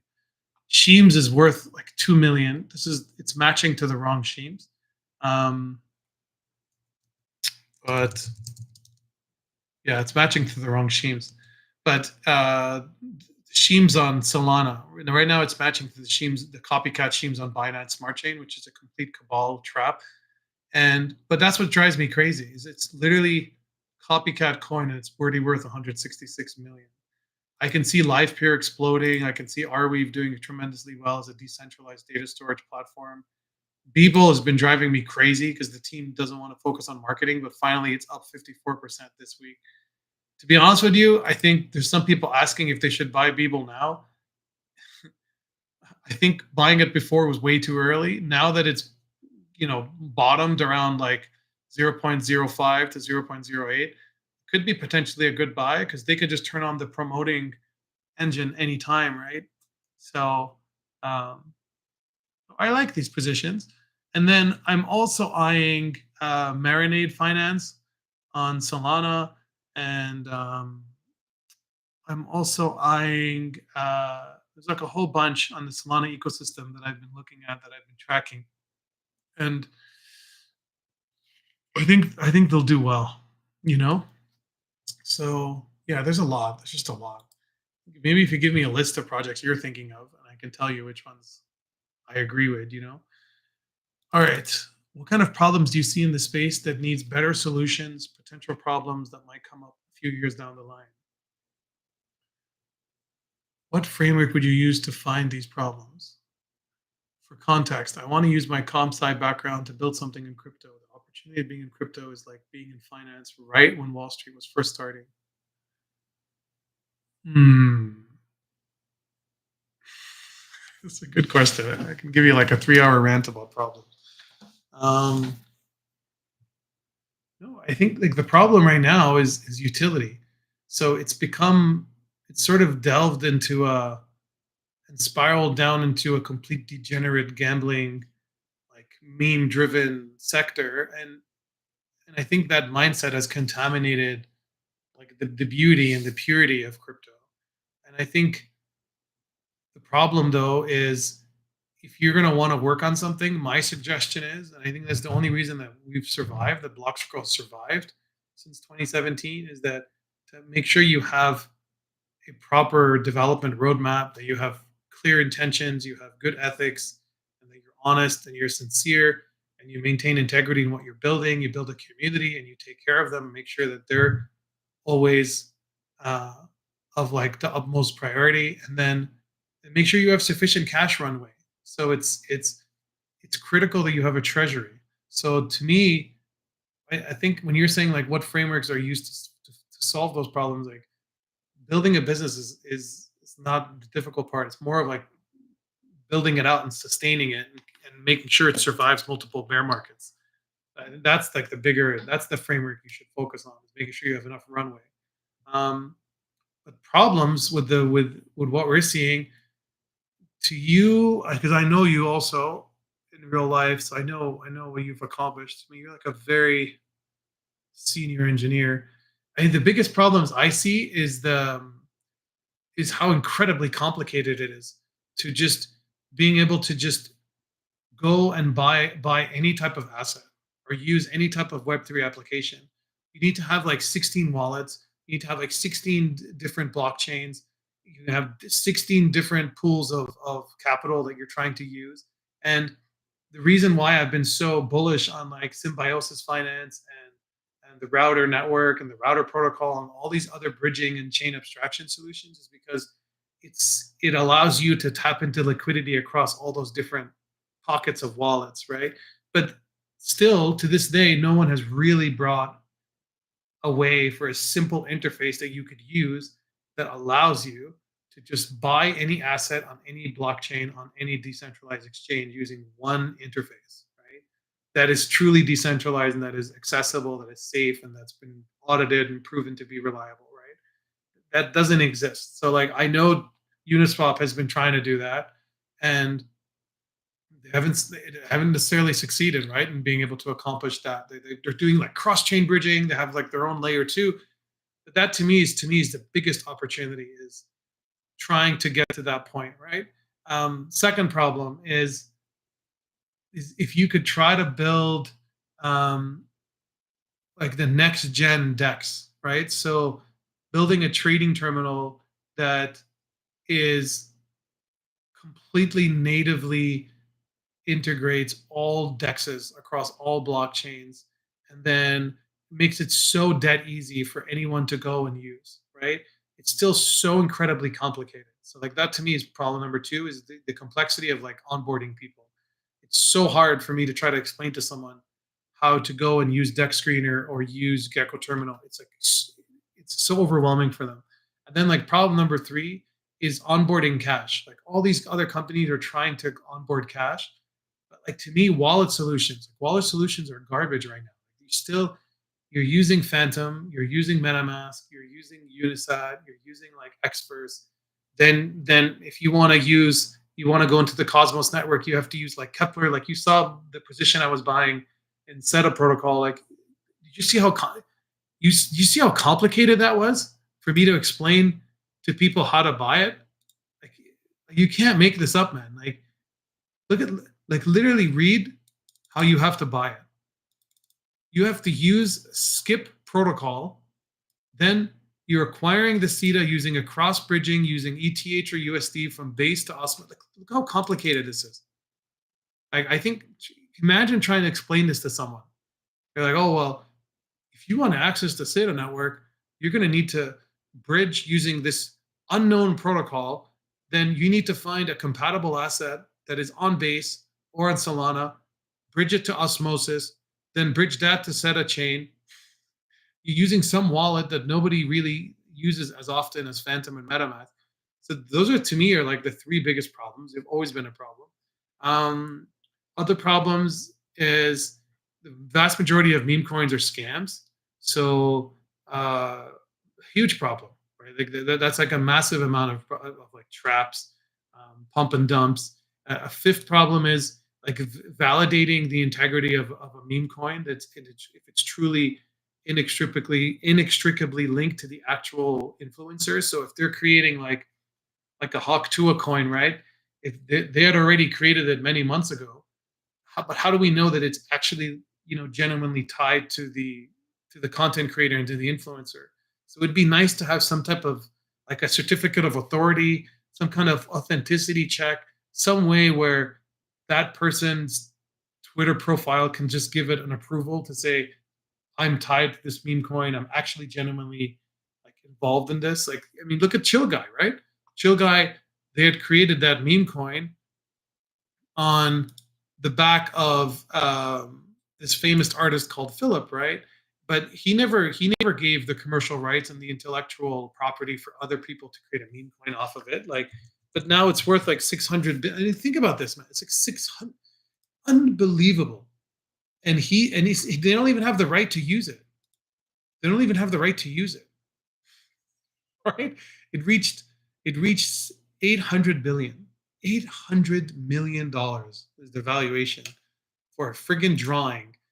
And it's not the drawing, it's the social revolution around it. It's the fact that it's so incredibly relatable. Just like Mudang, right? It's exactly like Mudang. The same concept at play. But to me, it would be nice to know if Philip had approved of this, that he was involved in it, that and then what's another thing? Bro, Seta is a gem, but you need to fight for it to buy it. This is what I'm saying, man. It's so complicated. It's so complicated. Like, and I knew people were going to get annoyed with this. But I'm like, but this is where the opportunities come from, and you're going to have to go through 16 hoops to get to the level. What are some other? I think that's enough. There's a lot of problems, so hopefully that would probably be another thing. Um, views on TIA and your target top for this cycle. Yeah, Celestia. I like Celestia. Problem with Celestia is it's just their tokenomics were no good, man. But here, let me try to find one. Need some good price history. But yeah, I just looked at Celestia recently for someone else, and one of the whales was asking me this. It's good. I mean, we finally broke out of this ridiculous downtrend since February high, and I mean, it's unbelievable, right? It went down. Think about this. Went down like 82%. And then now we're still down 60% from the high, but we're at a higher low and higher highs. And really not even in like overstretched territory just yet on the weekly. On the daily, we're just entering this accumulation zone. I think we're good. Like I don't have any fundamentally the modular blockchain interconnected blockchain solutions, they're beautiful, right? But these are all talks. This is what I was just mentioning about opportunities. So much chatter, so much talk. I'm still yet to see a solution that is so incredibly easy to use. Like the reason Pump Fund was so popular is because of the simplicity of it, how incredibly approachable the interface was. It was like all user interface, user experience, right? So like the best UI, UX designers. And it was so simple, right? Um, so yeah. When are we gonna make $10 million? See you Thursday.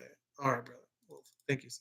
When you look at checks on Soul, please, not a low cap, but some trustworthy guys are pushing it for ages. And it started to break out of its range. Based on technical analysis, it's a good buy. In my opinion, start to scale in. Checks, huh? I think you mentioned checks before. Let me look. Um, I don't think I don't think it's Shintai. I don't think that's what you're talking about. Let me look here. So let's close all this. And get the deck screener.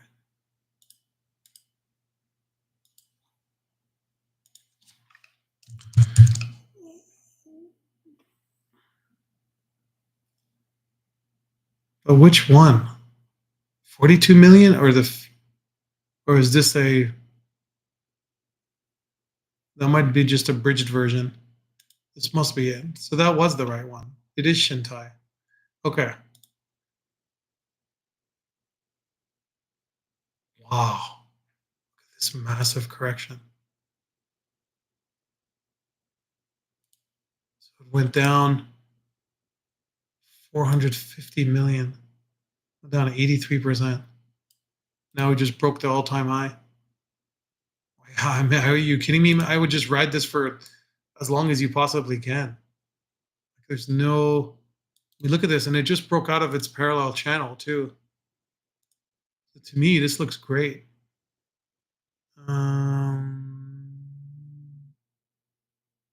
Hey, where's my? Wait.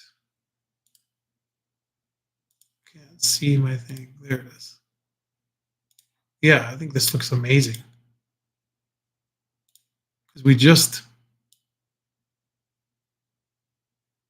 still in it actually, but yeah. This is definitely, I would keep riding this for as long as you possibly can. And look at this massive spike in volume too. And then if I look at the project, I mean, why is there a proxy contract though? I don't like that. Yeah, you see token sniffer 0 out of 100. Proxy contracts are a huge red flag. But let me look at that. Let me look deeper. Maybe it was outdated. Because token sniffer, its score sometimes gets updated. No, it's still 0. Token is sellable, not a hollypot. This token appears to be unsellable. Jesus. Okay, so that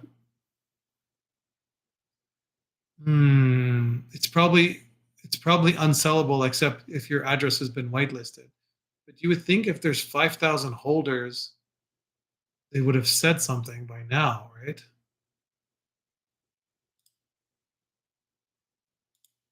So let's see. I mean, I can see people selling. Definitely a lot more buys than sells.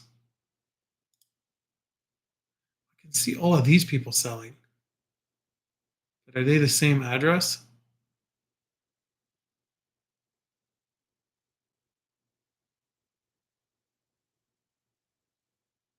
That's interesting. Token sniffer usually is very good. So the fact that they determined that it's not sellable is very bad. I don't know. I would be careful here, man. I think the best way of looking at this, take the contract address, go into Gecko terminal, and then let's audit the actual token quickly.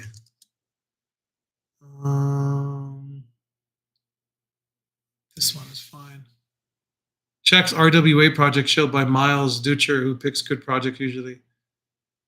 No, I think that is the same one. I think that is the same project. It's the exact same one that I had. Yeah, you see? Shentai. This is definitely the right one. I just don't know why it's throwing me so many of these concerns. Yeah, the proxy contract, I think, is the problem. I would need more time to look at this, but it's definitely pointing some amber flags here to be careful. Floating pragma. No, that's not a huge problem. Incorrect selected version is not a huge problem. Mintable. I don't like that it's mintable. It's not a huge concern. Public function that should be declared external.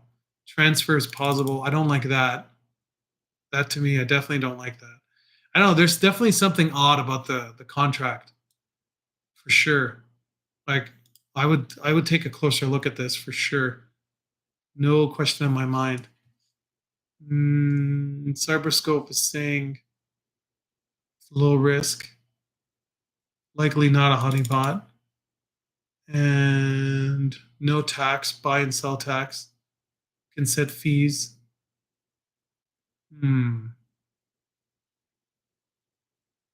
There's some GitHub. There's no way there's 3,500 contributors. What? How's that possible? You can't have 3,500 contributors too.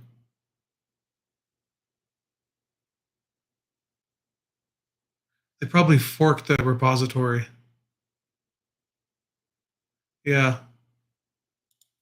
This is probably forked from, yeah, it's forked from EOS. So they forked the EOS blockchain and created their own proprietary platform called Shintai. I don't know, man. I don't. I don't know. You should do. Oh Jesus Christ! Look at this concentration. Yeah, I would not buy this. That to me is. But I know you bought it. I know you want to hold it. I mean, I would keep writing it for as long as you possibly can, but just keep these things in mind and consider that. Yeah, this is just throwing off so many red flags with the integrity of the contract, brother. I'd just be very careful here with this. I'm just looking out for you. You know, I'm here to help. You asked me for my view, so. And now this is saying it's a honeypot. This is definitely. I would be careful, brother. Rugged on 12.4.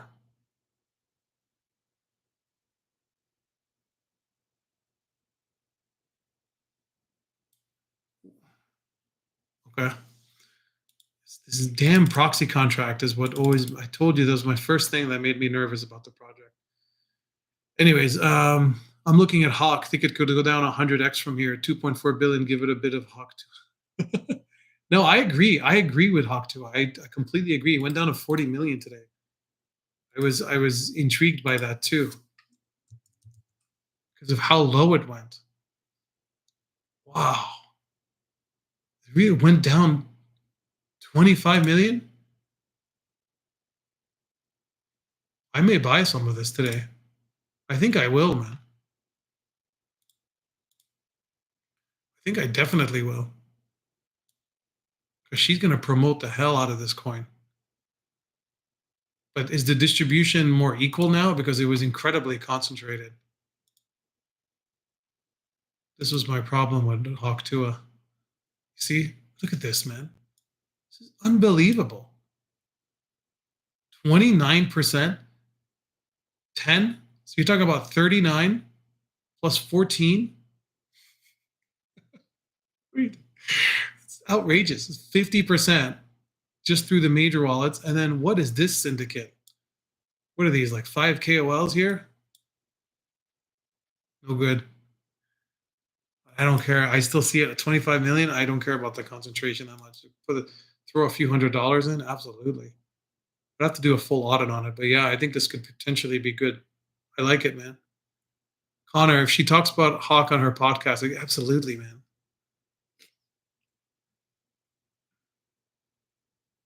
Yeah, I'm just not surprised at all. How did you retract the message? I knew you know you could do that, AJ. But yeah, if you have other questions about it, man, just post it, brother. I'll be happy to take a look at it. My suggestion to you is to consider proceeding with caution. But ride that bad boy, man. Ride that bad boy. If it's gonna keep going, it's already at 500 million. Like, ride it as high as you can. Okay, next question. Tia, we did. Hey, brother, can you give me your views on? Oh my God, CEC, really? Nothing interesting about this project, just that how Dino coins have been outperforming, especially XRP. Yeah, ZC. Wow, I can't believe this coin still exists. Whoa, unbelievable. Okay, so we're still a long way from all-time high, but hey, we did have a breakout though. We had multiple breakouts here. We got rejected a few times, and we broke out, and now we're hitting some resistance. Yeah, we're definitely hitting some resistance.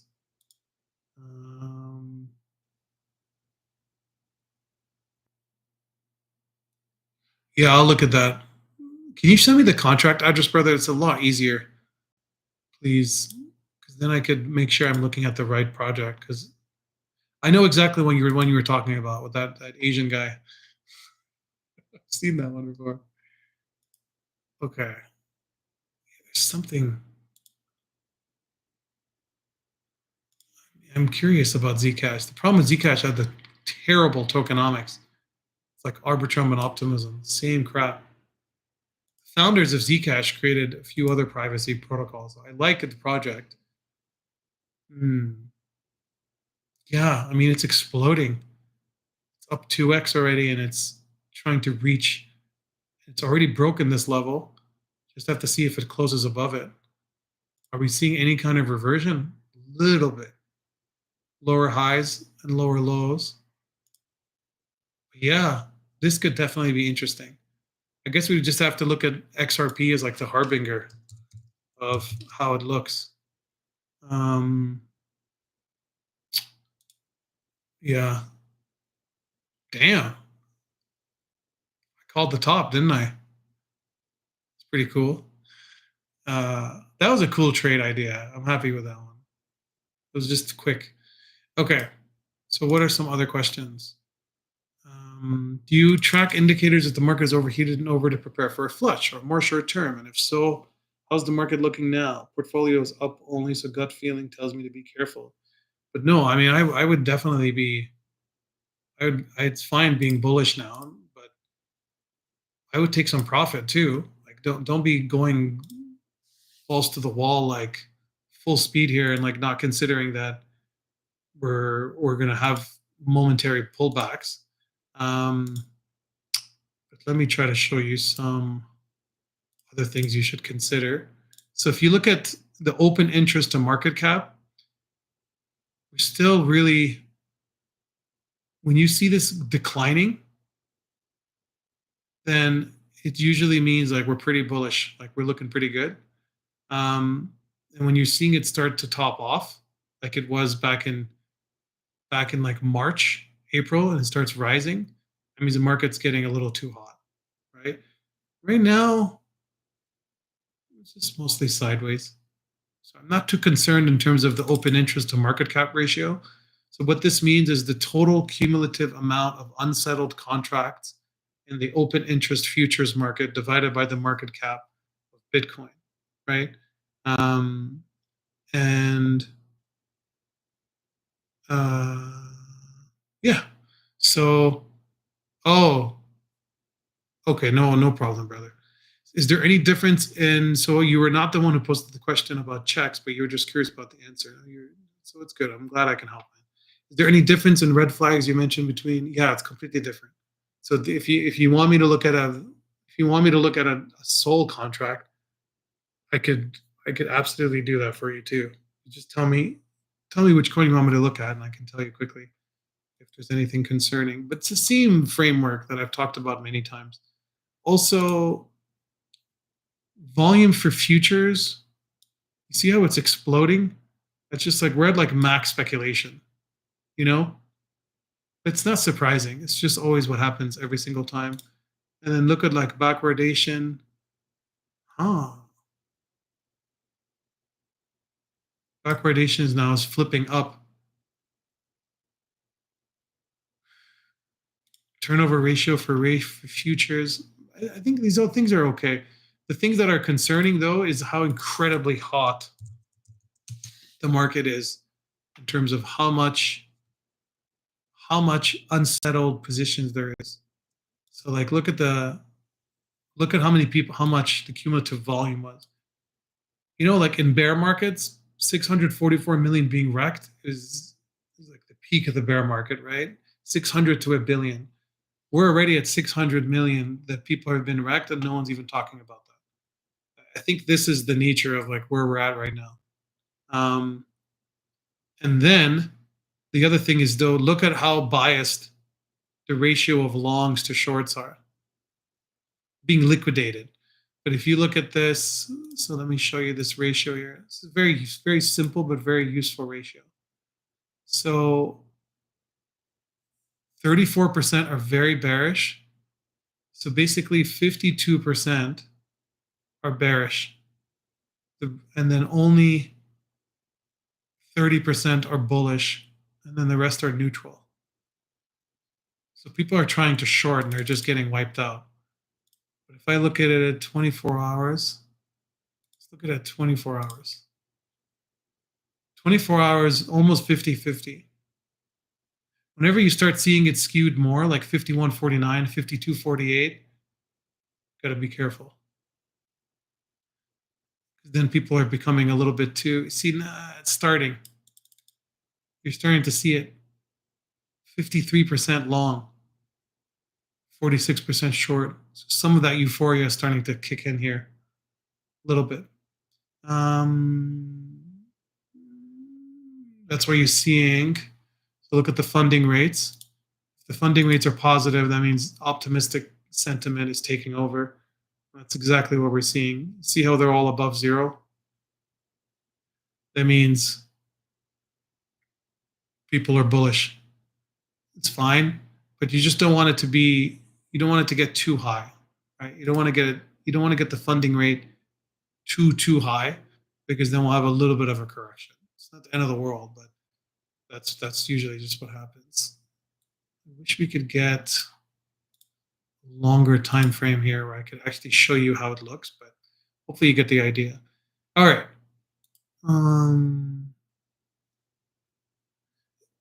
And yeah, for information, you can delete messages. Yeah, no, I know I can delete them, but I didn't know I can delete my own message. That's what I don't think I've ever done that before. Anyways, it was just cool. Okay. Hey, Basil, how to farm Sonic, get airdrops, on that matter, how to get airdrops generally in a spoon-fed way. All right, so we talked about airdrops in prior live streams many times, and I want to focus a lot more on airdrops, but I can just say now what you do with airdrops very quickly, these are the projects that I've been farming for a while, and some of them have come to fruition where they actually have been tokenized. Like more recently, Hyperliquid, it's like getting like peanuts from it. Some people got like a huge amount, um, but I'm restricted in some jurisdictions, and like I have multiple citizenships, but I'm still restricted in many ways. So, but same thing with Blast Chain. But all you're doing with these, you're just going in, you're signing in using your wallet, and you're interacting with the protocol, right? You're interacting with it, you're using it, you're transferring volume in, you're transferring volume out, you're executing trades. Um, Within the Phantom network, just use the network as much as you possibly can. And then hopefully you'll get to a point where you become eligible for an airdrop. And ideally you get like the OG status. And if you get the OG status, then it pushes you into the next level airdrop benefits where you're going to get potentially thousands and thousands, even five figures worth of returns. So what we're building in the app itself, we want to build like an educational function for airdrops to tell you exactly what projects are worth farming and then what to do to farm those airdrops properly. So um so more on that later, but that hopefully just get you started. But I would just go to it. So look it up. Go to um go to the actual site itself. So let's use the actual, let's go to the actual website.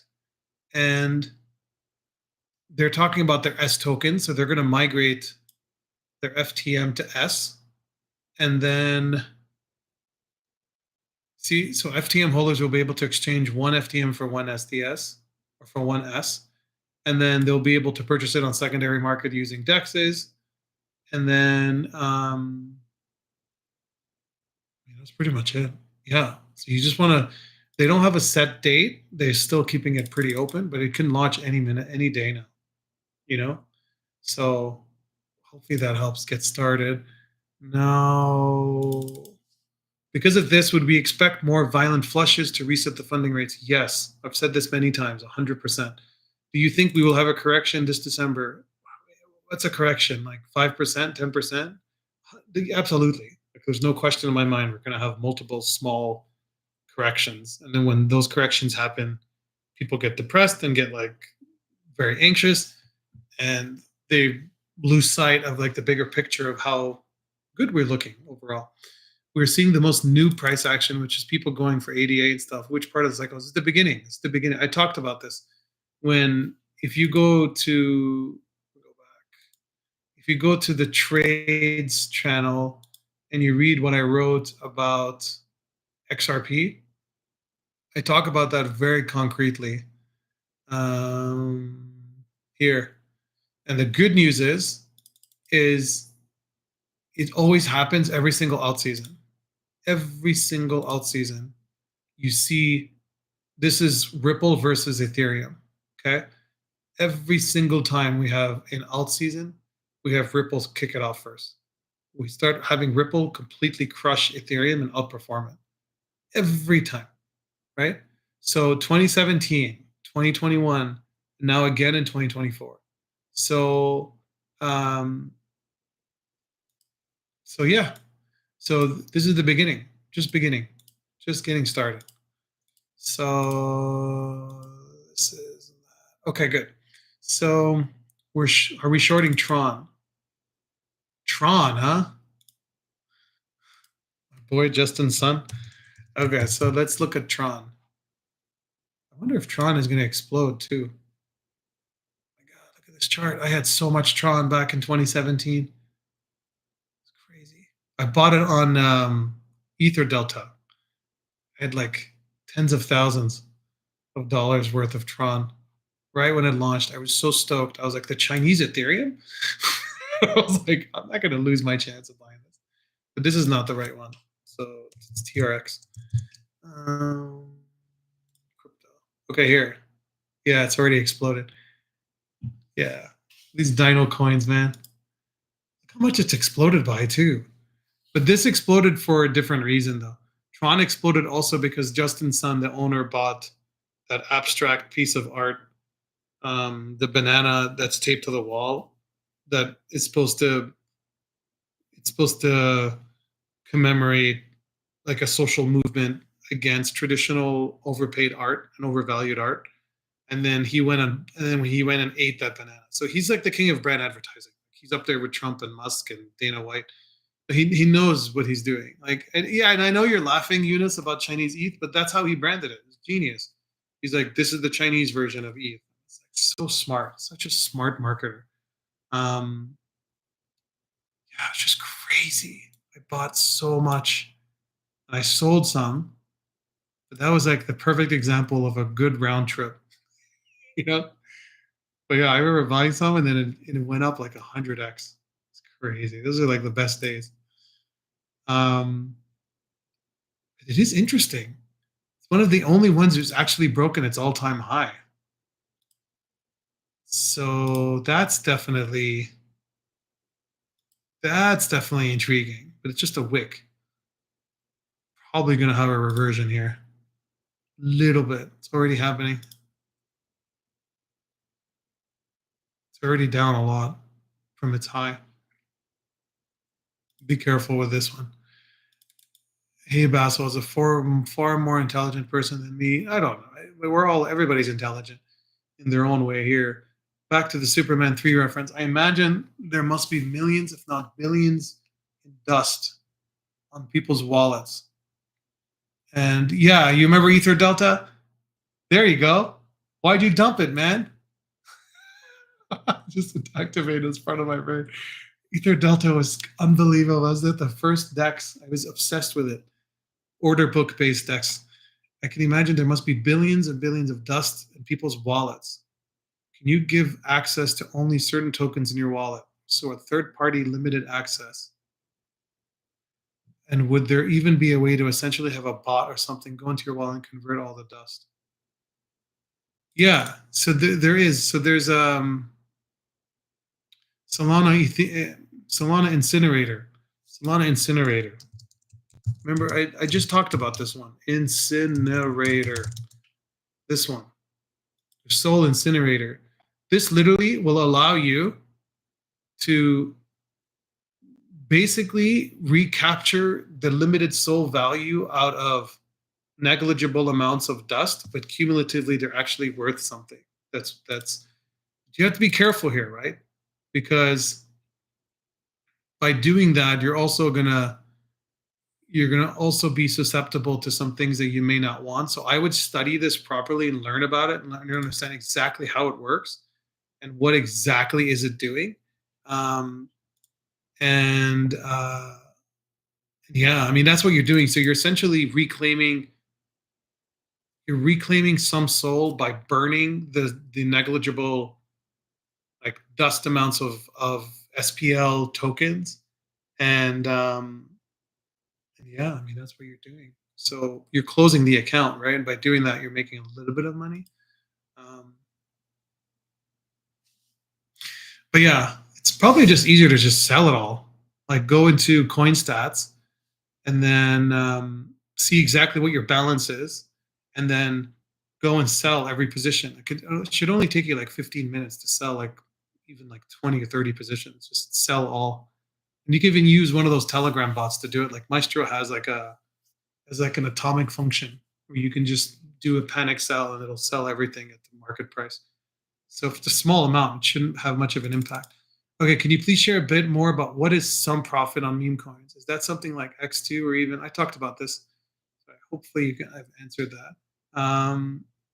And oh, so you're asking about the exact percentage. So when I say take out the initials, so at that point, if it's 2x, then I take out 50%, right? But when the conditions are extremely hot, I wait. So I wait till 3x, 4x. And in that case, I'll take out the initials, which is a third. And then some profit may mean like another 5-10%.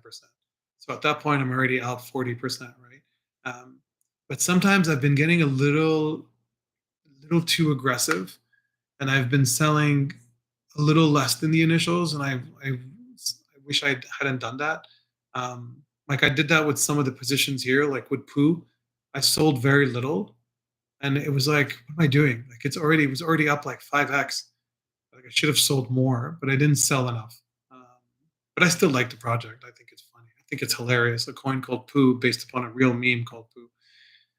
I'm stuck in a bag of Woo I want to sell. I mean, Woo's doing okay. It's finally recovering towards the March highs. Could you maybe update what you see on the chart? Yeah, I think I've looked at I've looked at Woo for you a few times. I like Woo. Um, where's my little Woo here? It's okay. I have it marked one of these. So, yeah, 38 cents. Wow, it actually hit a top of 38. So I have a good amount of Woo, but the only reason I have Woo right now is because of the benefits that come with staking it, where you don't have to actually pay for transaction processing fees and they waive it on the exchange. And I like Woo. It's a great exchange, great platform. But the problem with Woo is that they had overly ambitious goals to build out their WooFi verse and their decentralized ecosystem, and it just didn't materialize, I think, the way that they wanted to. And it was just a lot of work. It was a lot of work. It's really difficult for them to get moving on it. Look at that. We had a little bit of a pullback here. It's good. It's healthy. So yeah, so it's sitting right now. It's at resistance that now potentially has flipped to support. Hopefully, you just have to keep an eye on this. Like, if is this going to hold? If it doesn't hold, then it could easily go right back down to the next level of 26 cents. So the question for you is: are you comfortable holding it to 26 cents or not? Um, if you're not, then I would absolutely consider setting a very solid stop loss of what you're willing to tolerate as a drawdown or as a pullback. If you are willing to accept it, then let it be, right? Let the trade just unfold. Um, but I mean, it is up. It went up almost 4x from the lows in August, and I mean, it's hot, man. It's already at like it's definitely heating up quite a bit. You just have to see how it goes. But to me, it depends on what you're comfortable doing and what you're comfortable holding. You know, how do you check if a coin is a cabal coin? So the it's not that simple, but the simplest way I would explain it is go into a coin in Gecko Terminal. So I'll show you. So go into any coin in Gecko Terminal and go on Solana, for example, and go to Hawk Tour, right? So now, yeah, this is the new one, straight to a prison price. This is a perfect example of whether or not to see this as a cabal, right? So what you can do is go down to the security section, see if there's any kind of potential concerns. Go into the scans, open all 5 scans like bubble maps, rug check, soul sniffer, gate capped, and quill check, and then see if you're seeing high levels of concentration. So actually, when I'm looking at this, almost looks a little too perfect, almost like it's manufactured, but it's okay. It looks all right. And then if I go into, it's taking a while to load, but usually rug check will help me to see whether or not liquidity is locked or not locked. Usually you want liquidity locked, not unlocked. And then I go into Soul Sniffer to see that obviously there's no liquidity provider count. It's not great, but it's fine. It was obviously just deployed. So all this is fine because it's just using the traditional pump fund contract. And then gate capped tells me if it's a cabal or not. It's not loading now. I think there's a glitch with gate capped, but gate capped is very good at telling you how many dollars are being held by insiders and how much is being held by how much are they holding and how much do they make. And then it'll also give you a chance of cabal coin. Chance of a cabal coin is dynamic, so it keeps changing. Let's take another project. I think this project is a little too new. Habibi, let's look at this one. Baby cat. Okay, let's see this. It's probably a cabal. Let's see. Vast majority. I mean, look at this. Unbelievable. 15 billion market cap. 211 million. So Cabal, you could use this indicator. It looks like their scoring system is broken right now, but usually the chance of Cabal will give you a percentage, and you could use that. Also, fake volume. You don't usually when you have fabricated or manufactured volume, that means they're using some type of pumping bot. And if they're using a pumping bot, which is very easy and inexpensive to use, then usually it's controlled by a Cabal. Another thing you can do is go into the transactions, focus on the larger transaction. So focus on anything above 10K, and then look if any of the above 10K or above, let's see, 5K. How could that be? Okay. Anytime that you're seeing that it's coming from the same wallet, that's something I would definitely be careful with. So if you're noticing a huge amount of buying and selling from the same wallet, I would be careful. So an easier way of looking at this is if you go to Deck Screener, you go into, let's go Pizza Guy. And oh yeah, I remember him. Pizza Guy. How did they come up with this, man? So all you do is you go into the amount, ideally set it to larger amounts, and then you can see, you see this?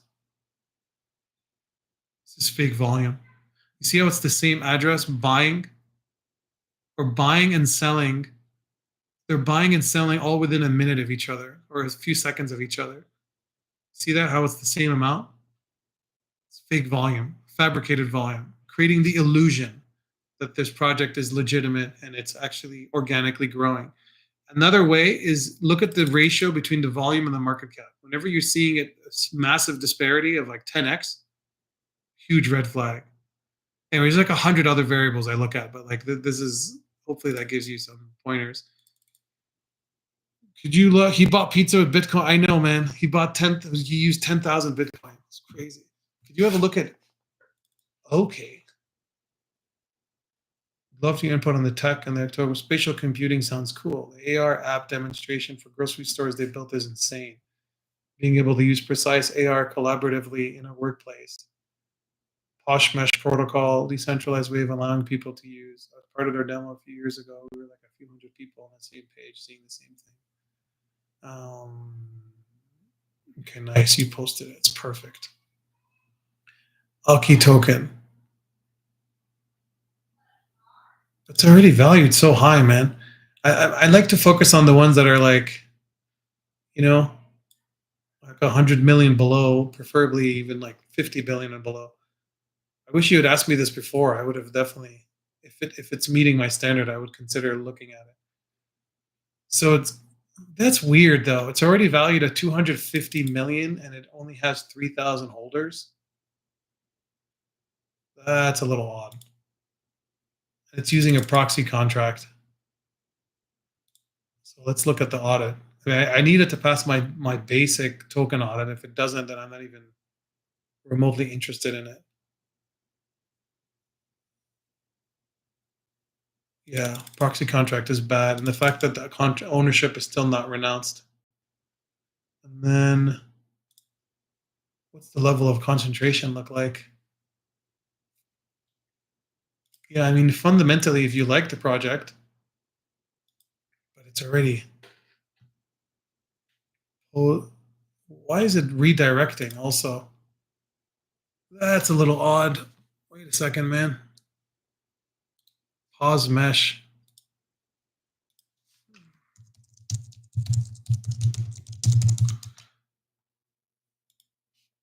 Something odd here.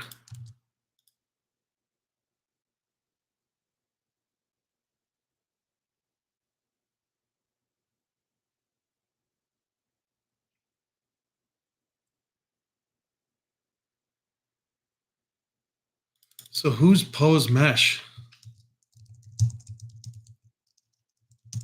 Is that the old name, or is that just a domain name that they bought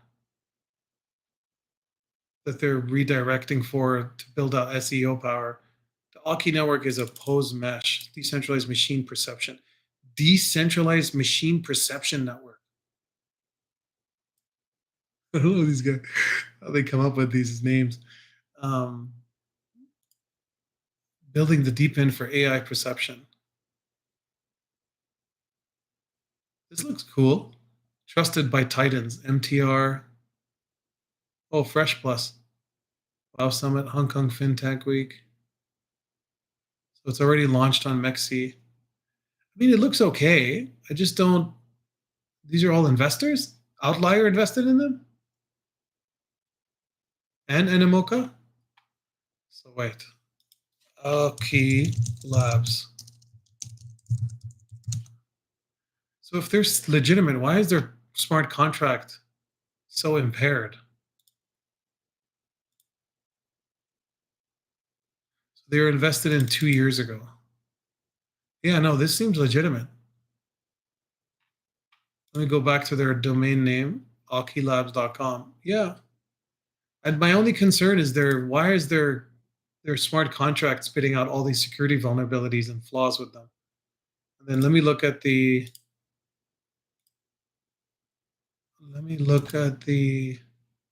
where's my token sniffer bubble maps? It's not working.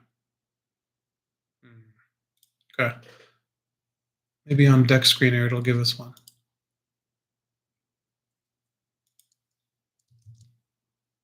Let's see. There's Aki token. No, it doesn't have it for base chain yet. Then that's a problem. Bubble Maps is not compatible with base chain. All right, that's fine. No worries. Do you think that there's a possible chance of recession will shorten the bull run or weaken the bull run? I don't think I've talked about the recession before. Um, long term, I, I mean, I can talk to you for hours about concerns that I have and the risks of recessions, and I think there's absolutely concerns. And but in the short term, I believe that Trump is just going to continue delaying the inevitable, and he could potentially delay having us experience a recession for another 1 to 3 years, potentially towards the tail end of 2027, 2028. And maybe that concludes the rest of his presidency. And we have the change of guards to the new president incoming. Maybe at that point, we could experience a pretty significant recession. But I wonder if he's going to be able to successfully delay it until that time. I know that's his hope. He's going to try to stimulate economic activity and gross domestic production, and he's going to try to nationalize the United States even more than it ever has been.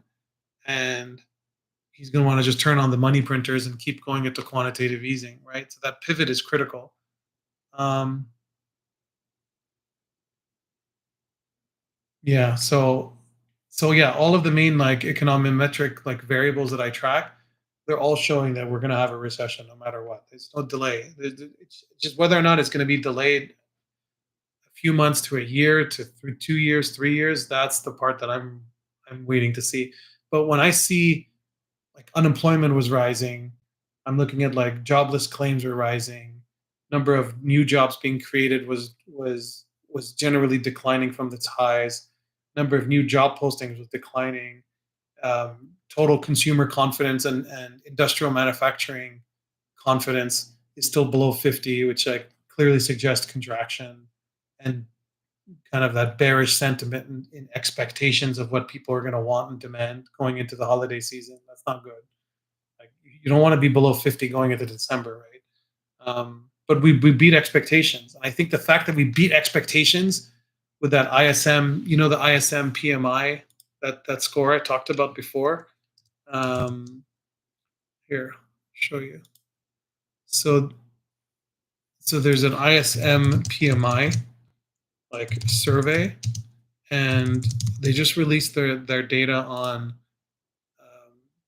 December 2nd, and you see, so they posted it at 48.4, but the expectation was lower. The expectation was much lower. So the fact that we beat expectations is very good. I think the manufacturing consortium in the United States are obviously a lot more bullish than they were a month ago, and I believe that that's attributed to Trump being elected and nominated, right? Um, yeah, so completely new here. I'd like to extend guidance, setting up accounts, and becoming an experienced trader. Yeah, brother. I think I've answered all those questions. I mean, I would definitely make sure you go through the course, um, and I would get myself set up in setting up the Telegram trading bots, and then setting up accounts on centralized exchanges, making sure you go through all the KYC process, do that as quickly as possible, and then just start jumping in. I mean, you have access to everything in the getting started like channel. So yeah, welcome, brother. Can you please explain flow of capital? Brother, you ask me about flow of capital every month. Like, and I always feel like I answer it, and then you're always like, "Yep, I got it," and then you always ask me for more. I like I think to me, so you're asking. You mentioned this post. How can we maximize this flow? I mean, the way we maximize it, bro, we need to get more money in, right? But I like the rate of increase that we're seeing. Like I see that we're we keep breaking records, man. We're at 183 billion. So this is exactly what I wanted to see. When I talked about flow of capital, it was I've been talking about it for years, but I was worried about it in around 110 billion because we were there for a full year, right? And we just kept declining. You don't want to see declines. You don't want to see these massive contractions, right? You don't want money exiting the market. You want money entering the market.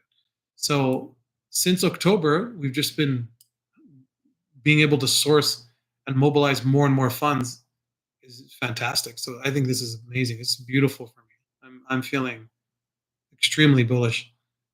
Trump just I need to type coins in Discord for you to analyze it.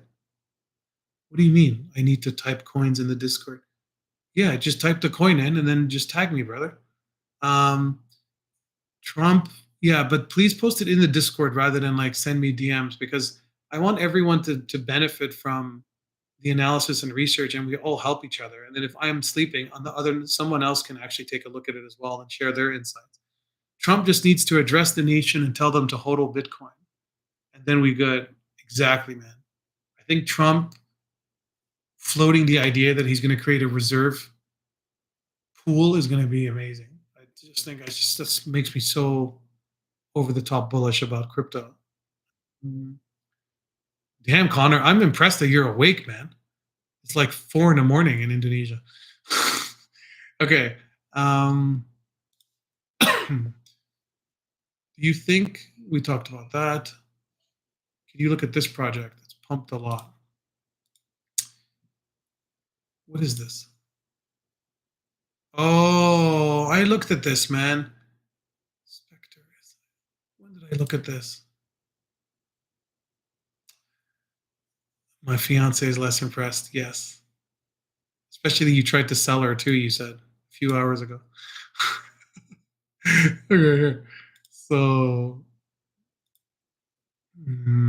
Spectre. Yeah. I mean, I remember looking at this. This was broken all-time high, predicting blockchain waves. It's an advanced on-chain search engine. Cool. Now in closed beta, designed to deliver comprehensive crypto data insights, delivering machine learning Spectre. Yeah, yeah, yeah. I remember this. I looked at this. Uh, this is a red flag, man. I don't like it.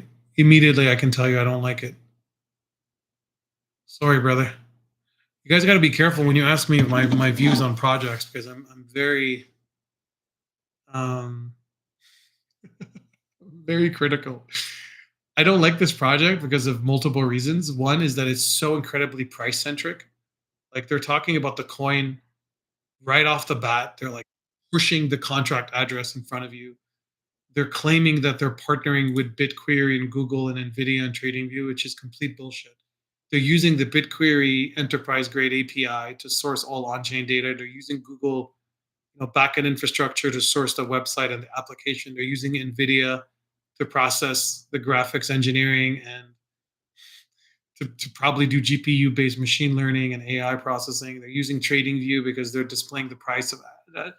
They're not actually partnering with these companies. Now, are they actually partnering with? Most of these are unknown, but are they really partnering with Engine Starter from Engine? And are they really partnering with Zignali and Pal AI? I would look into that. Zebek Network is legit. So now I'm liking it a little bit more.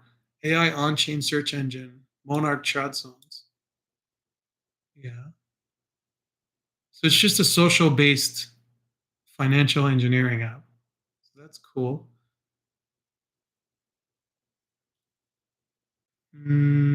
Oh, they're using the TradingView UI. They're using the TradingView UI. That's what they're doing.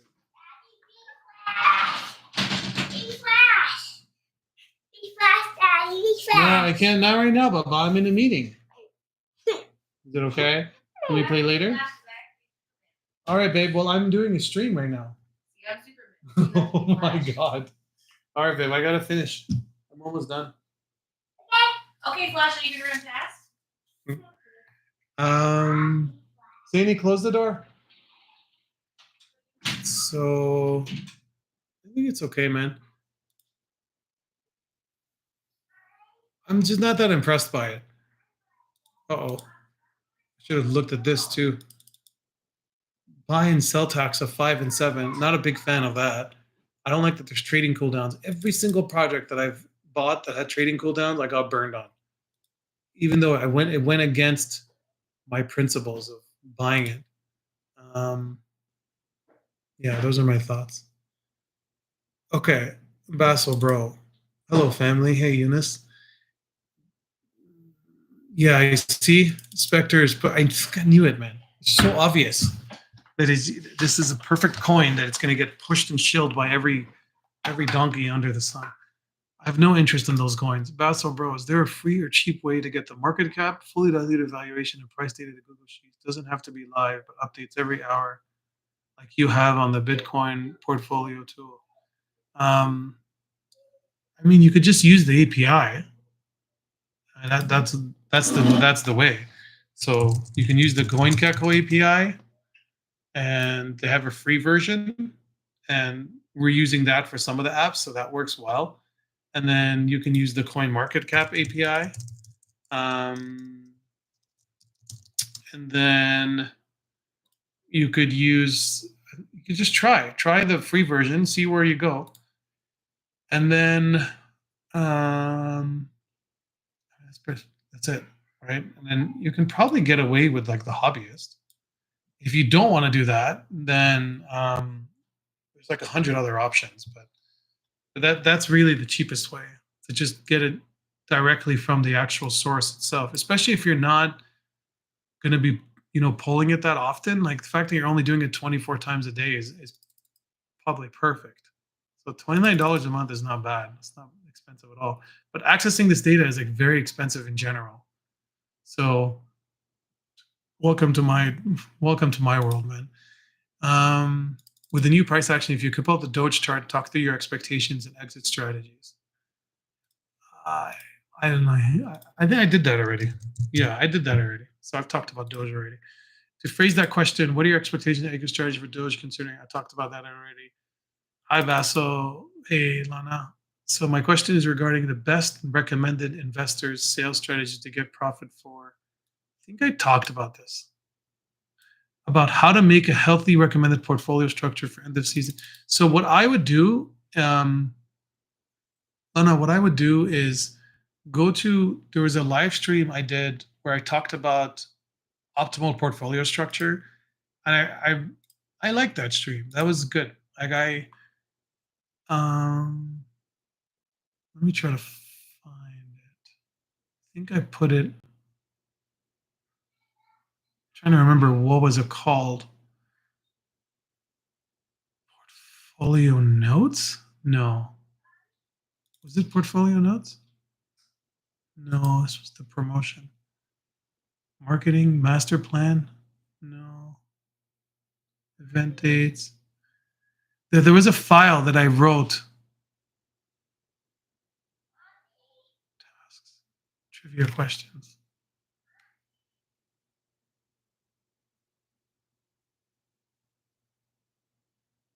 I can't find it here, but it was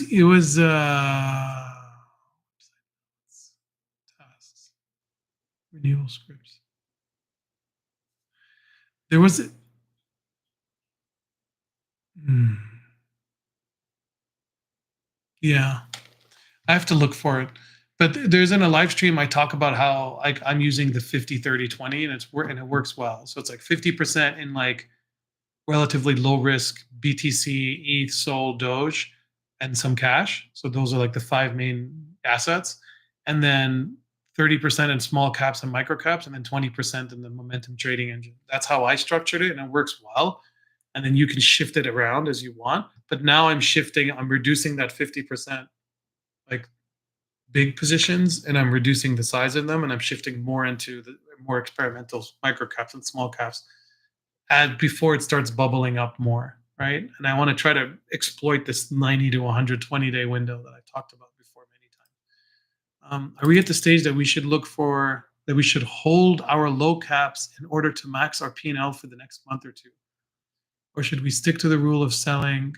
I'm you do you, but I'm gonna stick to keep taking out my initials because I'm not gonna get taxed on that amount, and I really need to rebuild it so I can keep deploying more to other positions. I want to keep rotating a lot more now. I don't want to overtrade, but me entering a position and then taking out my initials and profit is not overtrading for me personally. Um, but we're not at the stage now where everything is going to explode. We're just not there yet. Do you believe in rotating the capital or just holding both? So I want to enter position. So I think I've answered this. Making too many movements cause stress and make you exactly. So the problem in the last 90 days is I've gotten a lot of DMs from people who've like unfortunately have been wiped away. I've literally, I'm not exaggerating when I say that I've gotten DMs and I've gotten on calls with whales from Blockcircle who've blown through seven figure, eight figure to seven figure portfolios down to just a few hundred grand. People going down from seven figures all the way down to less than 100 grand, and they're just incredibly depressed. And I'm like, I've been there. I've done that. It's happened to all of us. I would just try to stay focused on optimizing the remaining capital you have and then learning from your lessons. Like you have to learn from the lesson. Like I've made so many mistakes. The only way you have to pivot and adjust and change your ways and keep learning. So um, just try to avoid over trading. Like if you have to have some invalidation points. Like if you're entering a position and then it goes up by 3x and you haven't taken profit, and then it goes down the next day by 50%, you're close to break even at that point, and you got to decide like, am I gonna where are we at? Like you should still be up, and it's like reevaluate. You still like this position as much as you did the day before, and then if you listen to my long audio about meme coins, there's that 10 to 40 million window, right? I've talked about this so many times. There's that little 10 to 40 million dollar window where um, whenever it reaches like 30 to 40 million, it seems to be where there's a top with so many of these meme coins. Just like what the market's willing to bear. And like the invalidation point should have been here on this one, right? Um, if you had bought in really early. So, but to me in this position, I'm gonna hold it because I still believe in it and I still like it and it makes me happy. And I think it's hilarious.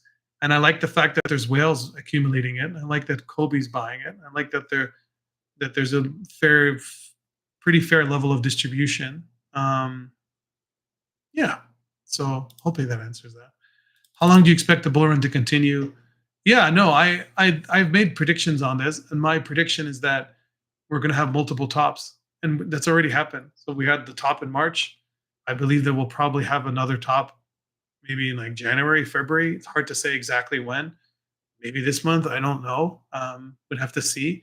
But we just finally are in price discovery. But the vast majority of alts 99.9% of alts have not broken their all-time highs, including some of the strongest, most fundamentally sound alts, right? Like we keep flirting, but we haven't broken the 4K limit. And the all-time high was 4,800. We still haven't broken that. So I think we still have a ways to go. We have a good time, several months. Could you advise Arbitrum versus Optimism versus Uni versus 1inch? Which honestly, I wouldn't advise any of those. I mean, I just hate the tokenomics for all of them. So if I look at op, you know what the best way of showing you? The price action is good. Like we've broken out of those trend. I've talked about this before. Like price action is good, solid, fundamentally solid, technically solid. But then when you look at the tokenomics, look at this. The market cap's 4.55, but the fully diluted valuation is 11. So it's already valued at 11. And they just keep unlocking tokens. That's what I don't like about it. It's like acting weird here. Okay, there you go. See, it just keeps rising. So you have this massive cumulative amount of tokens being pushed down, creating this massive amount of selling pressure. And I don't know. I don't like that. Is this I think this is Tanya. Yeah, Tanya, I don't like the tokenomics of these. It's so hard for it to push up to get to 100 billion. Like 100 billion is not 25x. It's only 10x because the fully diluted valuation is so high. So I don't like these low float, high, fully diluted valuation coins. And Optimism is even worse. So see, so only 30% of tokens are in circulation. It's so hard. That's why it hasn't moved. This is why I'm not interested in these coins. Like it's literally, it got launched at $1.44 and now it's at 2.5. So in 2.5 years, it's only gone up by like 50%. Think about that. So Uniswap is obviously better, but Uniswap now, I don't know, 15 billion is good. I mean, it's getting an immense amount of competitive pressure now from Radium and Meteora and like Pancake Swap, Sushi Swap, all of the other competing decentralized exchanges that were all taking some of its market share, right? Especially now that you're using all of these DEX aggregators and trading terminals like Gecko Terminal and DEX Screener and DEX Tools. They're all challenging Uniswap supremacy. So that's what makes me a little nervous about Uniswap. And 1inch, the same thing. 1inch DEX aggregator is dying to open ocean, right? Sort of it's become like a relic. I used to love 1inch. It was like my favorite project forever. But same thing. Like when you look at actually how often it's being used. So look at this. So look at the volume, not the price. I want this. Not even being tracked anymore. Yeah, so I'm not interested in this. Your view on TRX Doge, given that it would be related to the government of USA. Yeah, I talked about both of those. So definitely you can go back, Tanya. Can you please comment on PE? Oh my God, PEAQ. I remember that.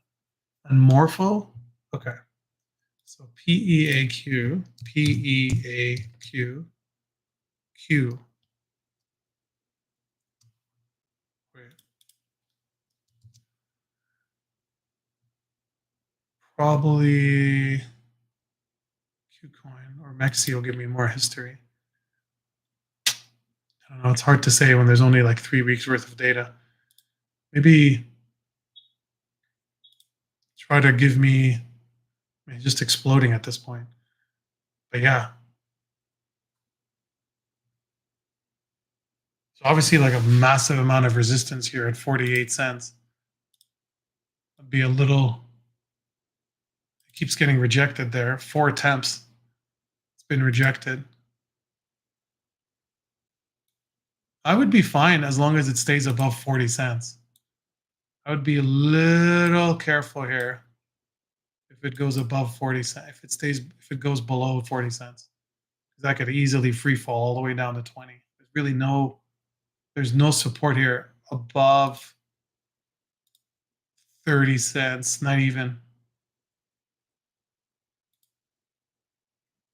All right, this was resistance and then it flipped to support, but it's only been retested twice on the day on the 4 hour. Yeah, chart makes me a little nervous if it falls below 40, especially if you have a clear decline in volume and momentum is below 0. Yeah. And then what was the other one? Morpho. So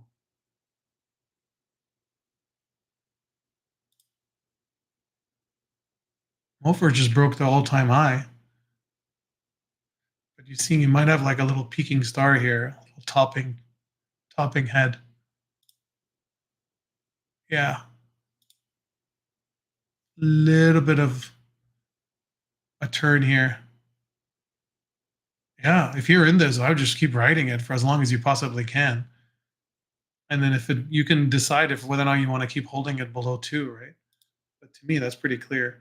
Vassal Bro, curious on your thoughts. Yeah, I've watched this video when you sent it. He's okay. I don't. To me, I don't agree with. He's generally good. Seems like he's doing his best to help, and he's providing some good value. But I don't know if you're the target market. I think you're a little too advanced for what he's pushing.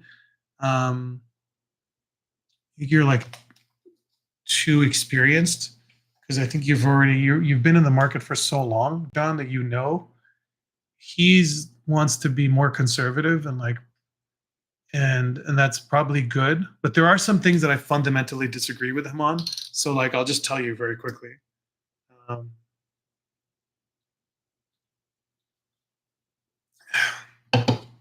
Oh, you're very welcome, Emrich. It's my pleasure. I know, Jay. I just talked about that.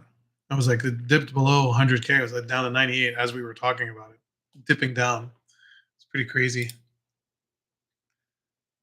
Like remember, I just said, what I said at the beginning was we had like a very clear converging symmetrical triangle on the 1 hour, and then we broke, and I was watching it all morning to see if we were going to break it, and we broke it.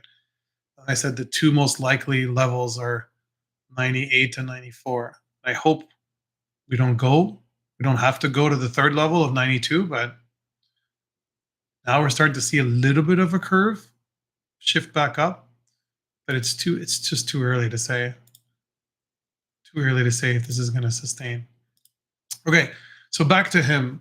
So I don't like that the majority of his portfolio structures, they talk about how, so to give everyone some context, there's this person he talks about what the optimal portfolio structure should be if you have 10,000, 100,000, a million, 10 million plus.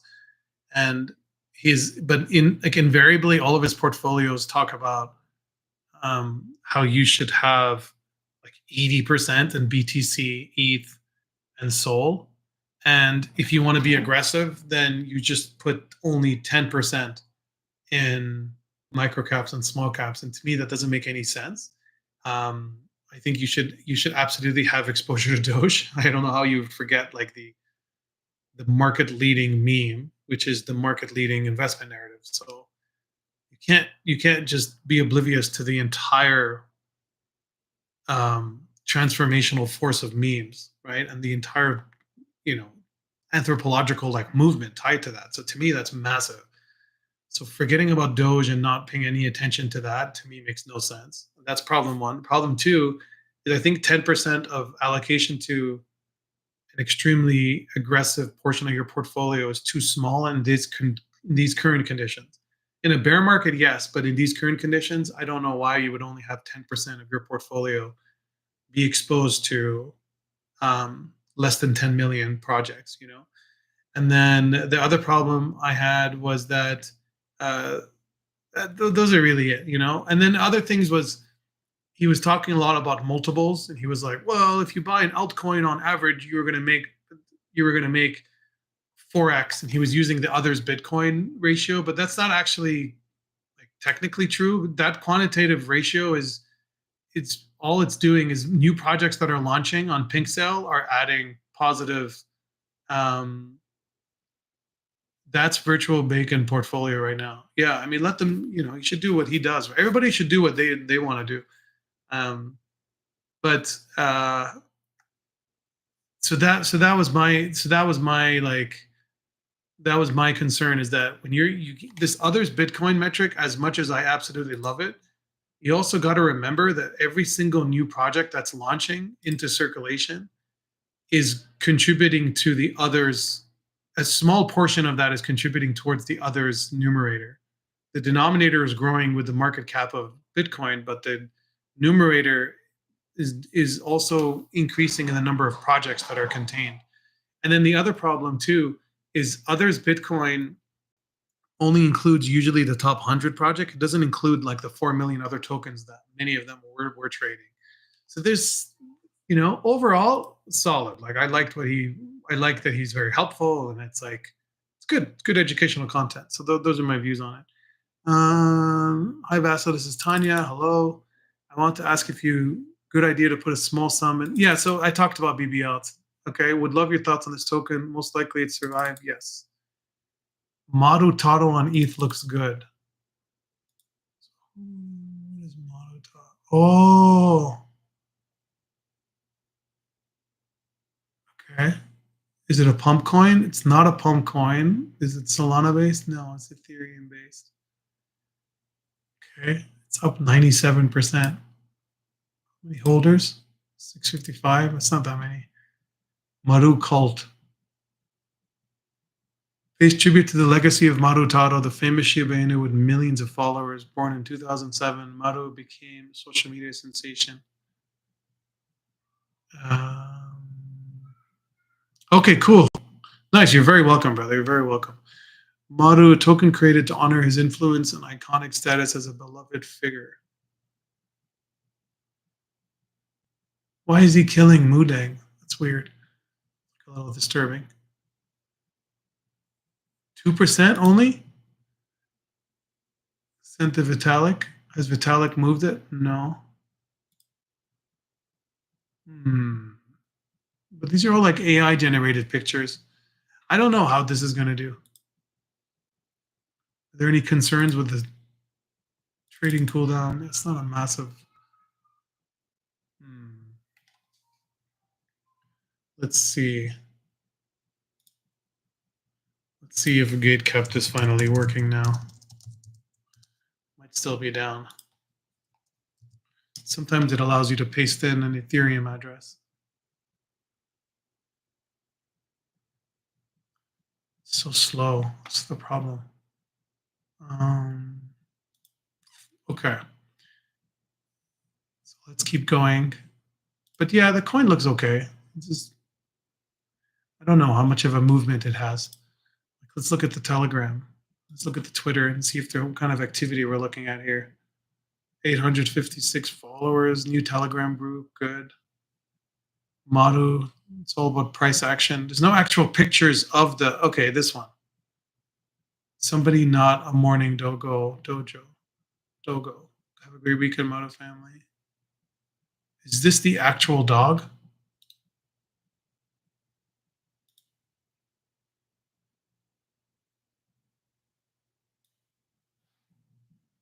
$33 trillion Shiba Inu coming in the next 24 hours.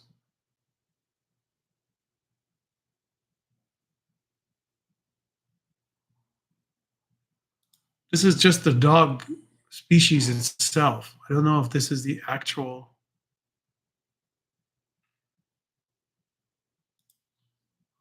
Maru Taro. Is this rising in popularity too? I'm curious.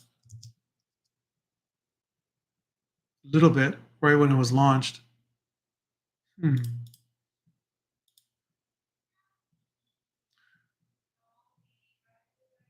Hmm. That's it. It's not really. So it was popular back in January. Yeah, it's okay, man. Okay, how do you assess Welsh and Omnom? Risk reward at current prices. I wouldn't buy these until they're showing strength, and they just started showing strength like 2 days ago. So I think I talked about that. Let me show you. So here. So if you go down here, this. So Bonk was showing some strength before, then it got rejected. And then Book of Memes is declining against Doge. Floki is declining against Doge. And then Welsh too, but Welsh just broke on the daily. See?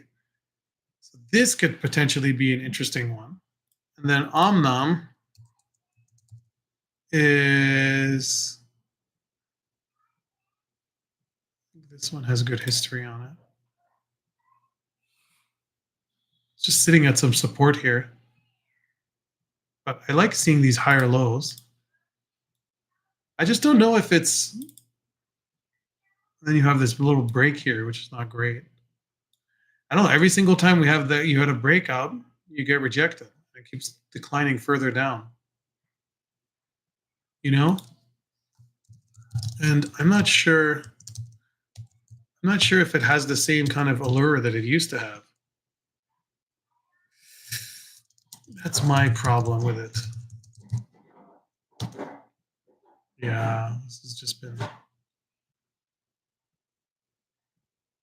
seems to do well when Doge starts to explode, and then soon after Omnom does well.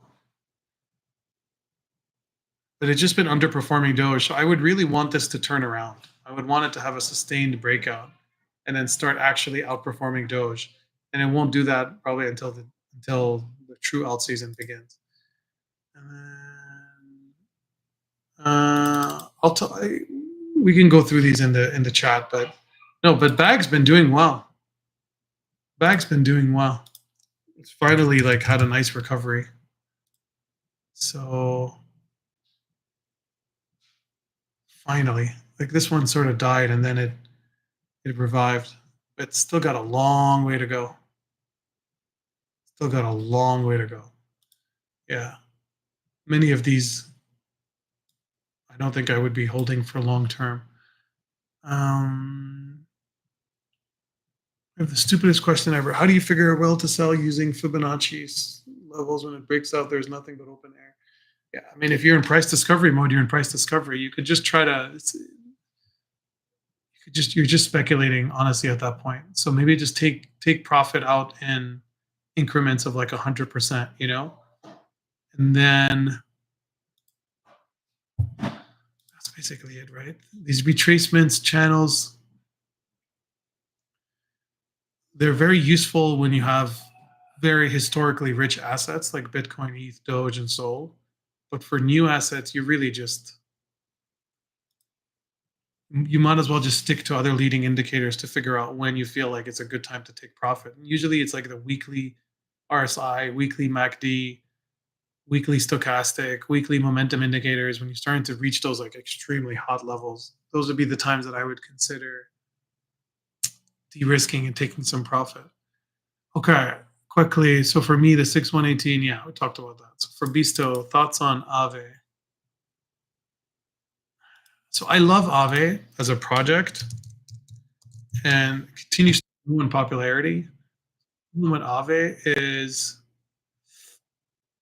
it's the problem with Aave is the same thing with Arbitrum. I just feel like I don't know. It's already worth 4 billion. I don't know how much higher. Maybe it can reach 10 billion, 20 billion, 30 billion, maybe. But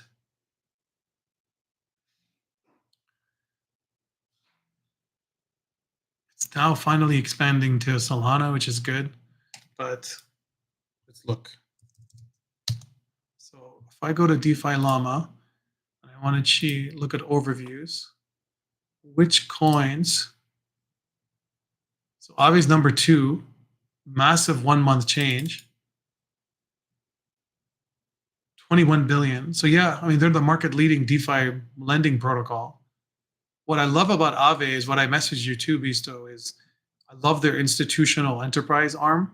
I knew some of the leadership there too, and like they're very smart. Like, they know exactly what they're doing. Um, yeah, I mean, now looking at the data a little more closely, I'm a little more bullish. 3 billion. I mean, the market cap to TVL is interesting too, right? Because it's only 3 billion divided by 21.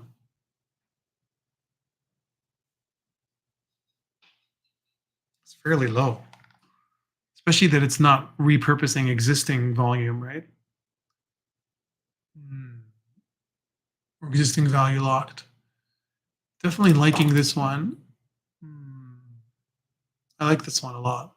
Now I'm liking it a lot more. I'm going to take a closer look at it for sure.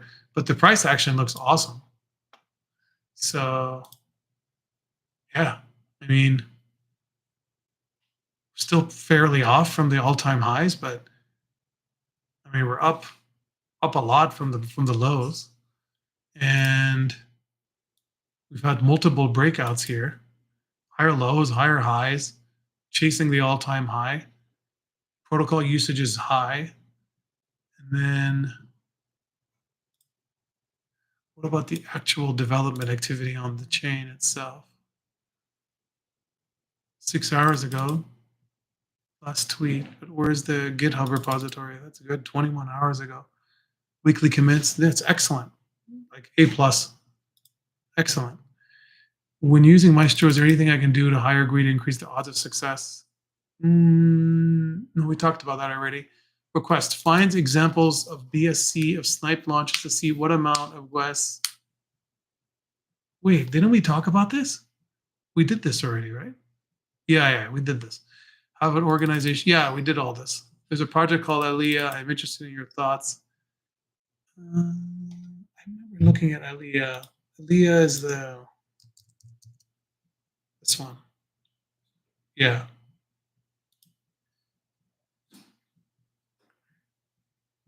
There's not really much to. Oof. Yeah, I'm not going to take a look at this any closer. The fact that the tax is modifiable, the ownership's not renounced, that there's a cool down, there's a already exceedingly high tax rate, and that there's a hidden owner. It's not even worth for me to. It just doesn't pass my standard personally. But if you like it, keep writing it, man. You can jump on. Oh yes, BIAO. Okay. BIAO. It's with that guy, right? Yeah. It's like so famous. Is this the same token?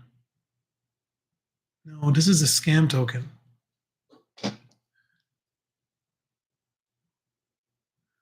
The original is from 5 months ago. Why is the original valued so low? Interesting. Is this really what it's valued at? It's just such a famous meme. Wow. And you guys are finding some solid gems. This is what I'm talking about. So let me see here.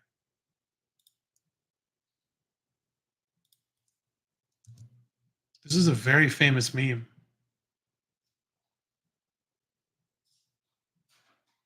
Yeah, this is the original one. This is absolutely the original one. The soul one. Oh, but the soul one is bullshit. It's just a copycat. So why would I wouldn't be interested in that. It's just a Solana version of it. Right?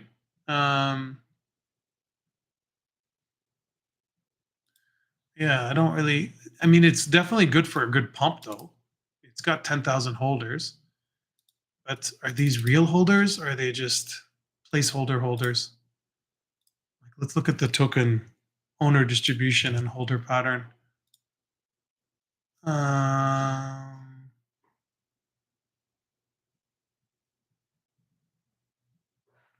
So 25% own less than $10, even after it pumping so much.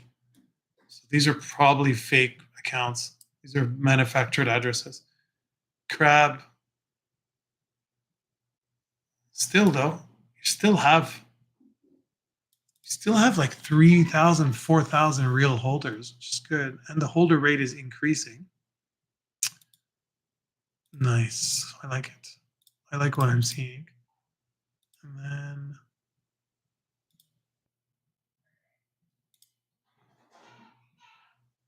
yeah, this is okay.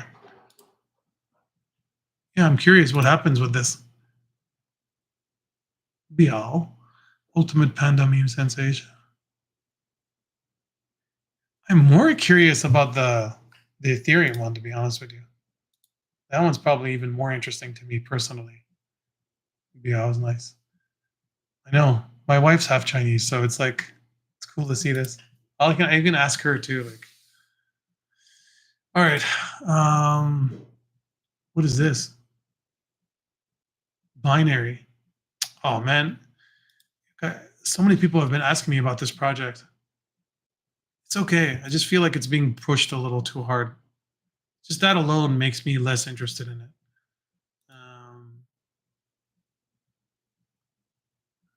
Yeah, it's sort of. I don't know. I looked at it. It's cool. It's got a cool website. It's got like a funny white paper. It's short, like this cool story. But like,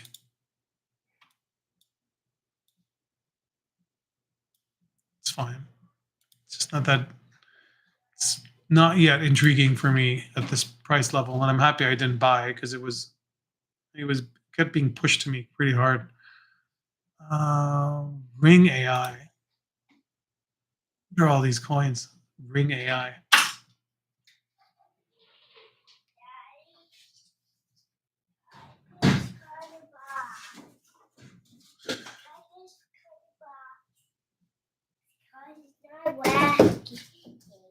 Okay, Zany, come on, Baba. I'm almost done. Come on, Habibi. Okay, go back to mommy. Ring AI. Create AI voice agents that grow and support your project autonomously. All right. Well, I think my brain is completely fried at this point. He's in here, babe. Can you grab him, please? Zany, go with mama. Go with mama. Take the box with you. It's okay. We'll go play now. We'll go play. Go. All right, guys. Well, I hope that was helpful. I was able to successfully answer all the questions, which I'm really happy about.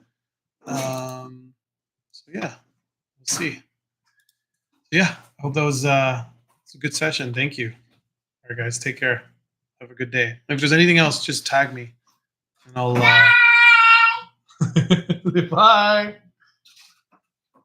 All right. Zany says bye. Bye, guys. You're welcome.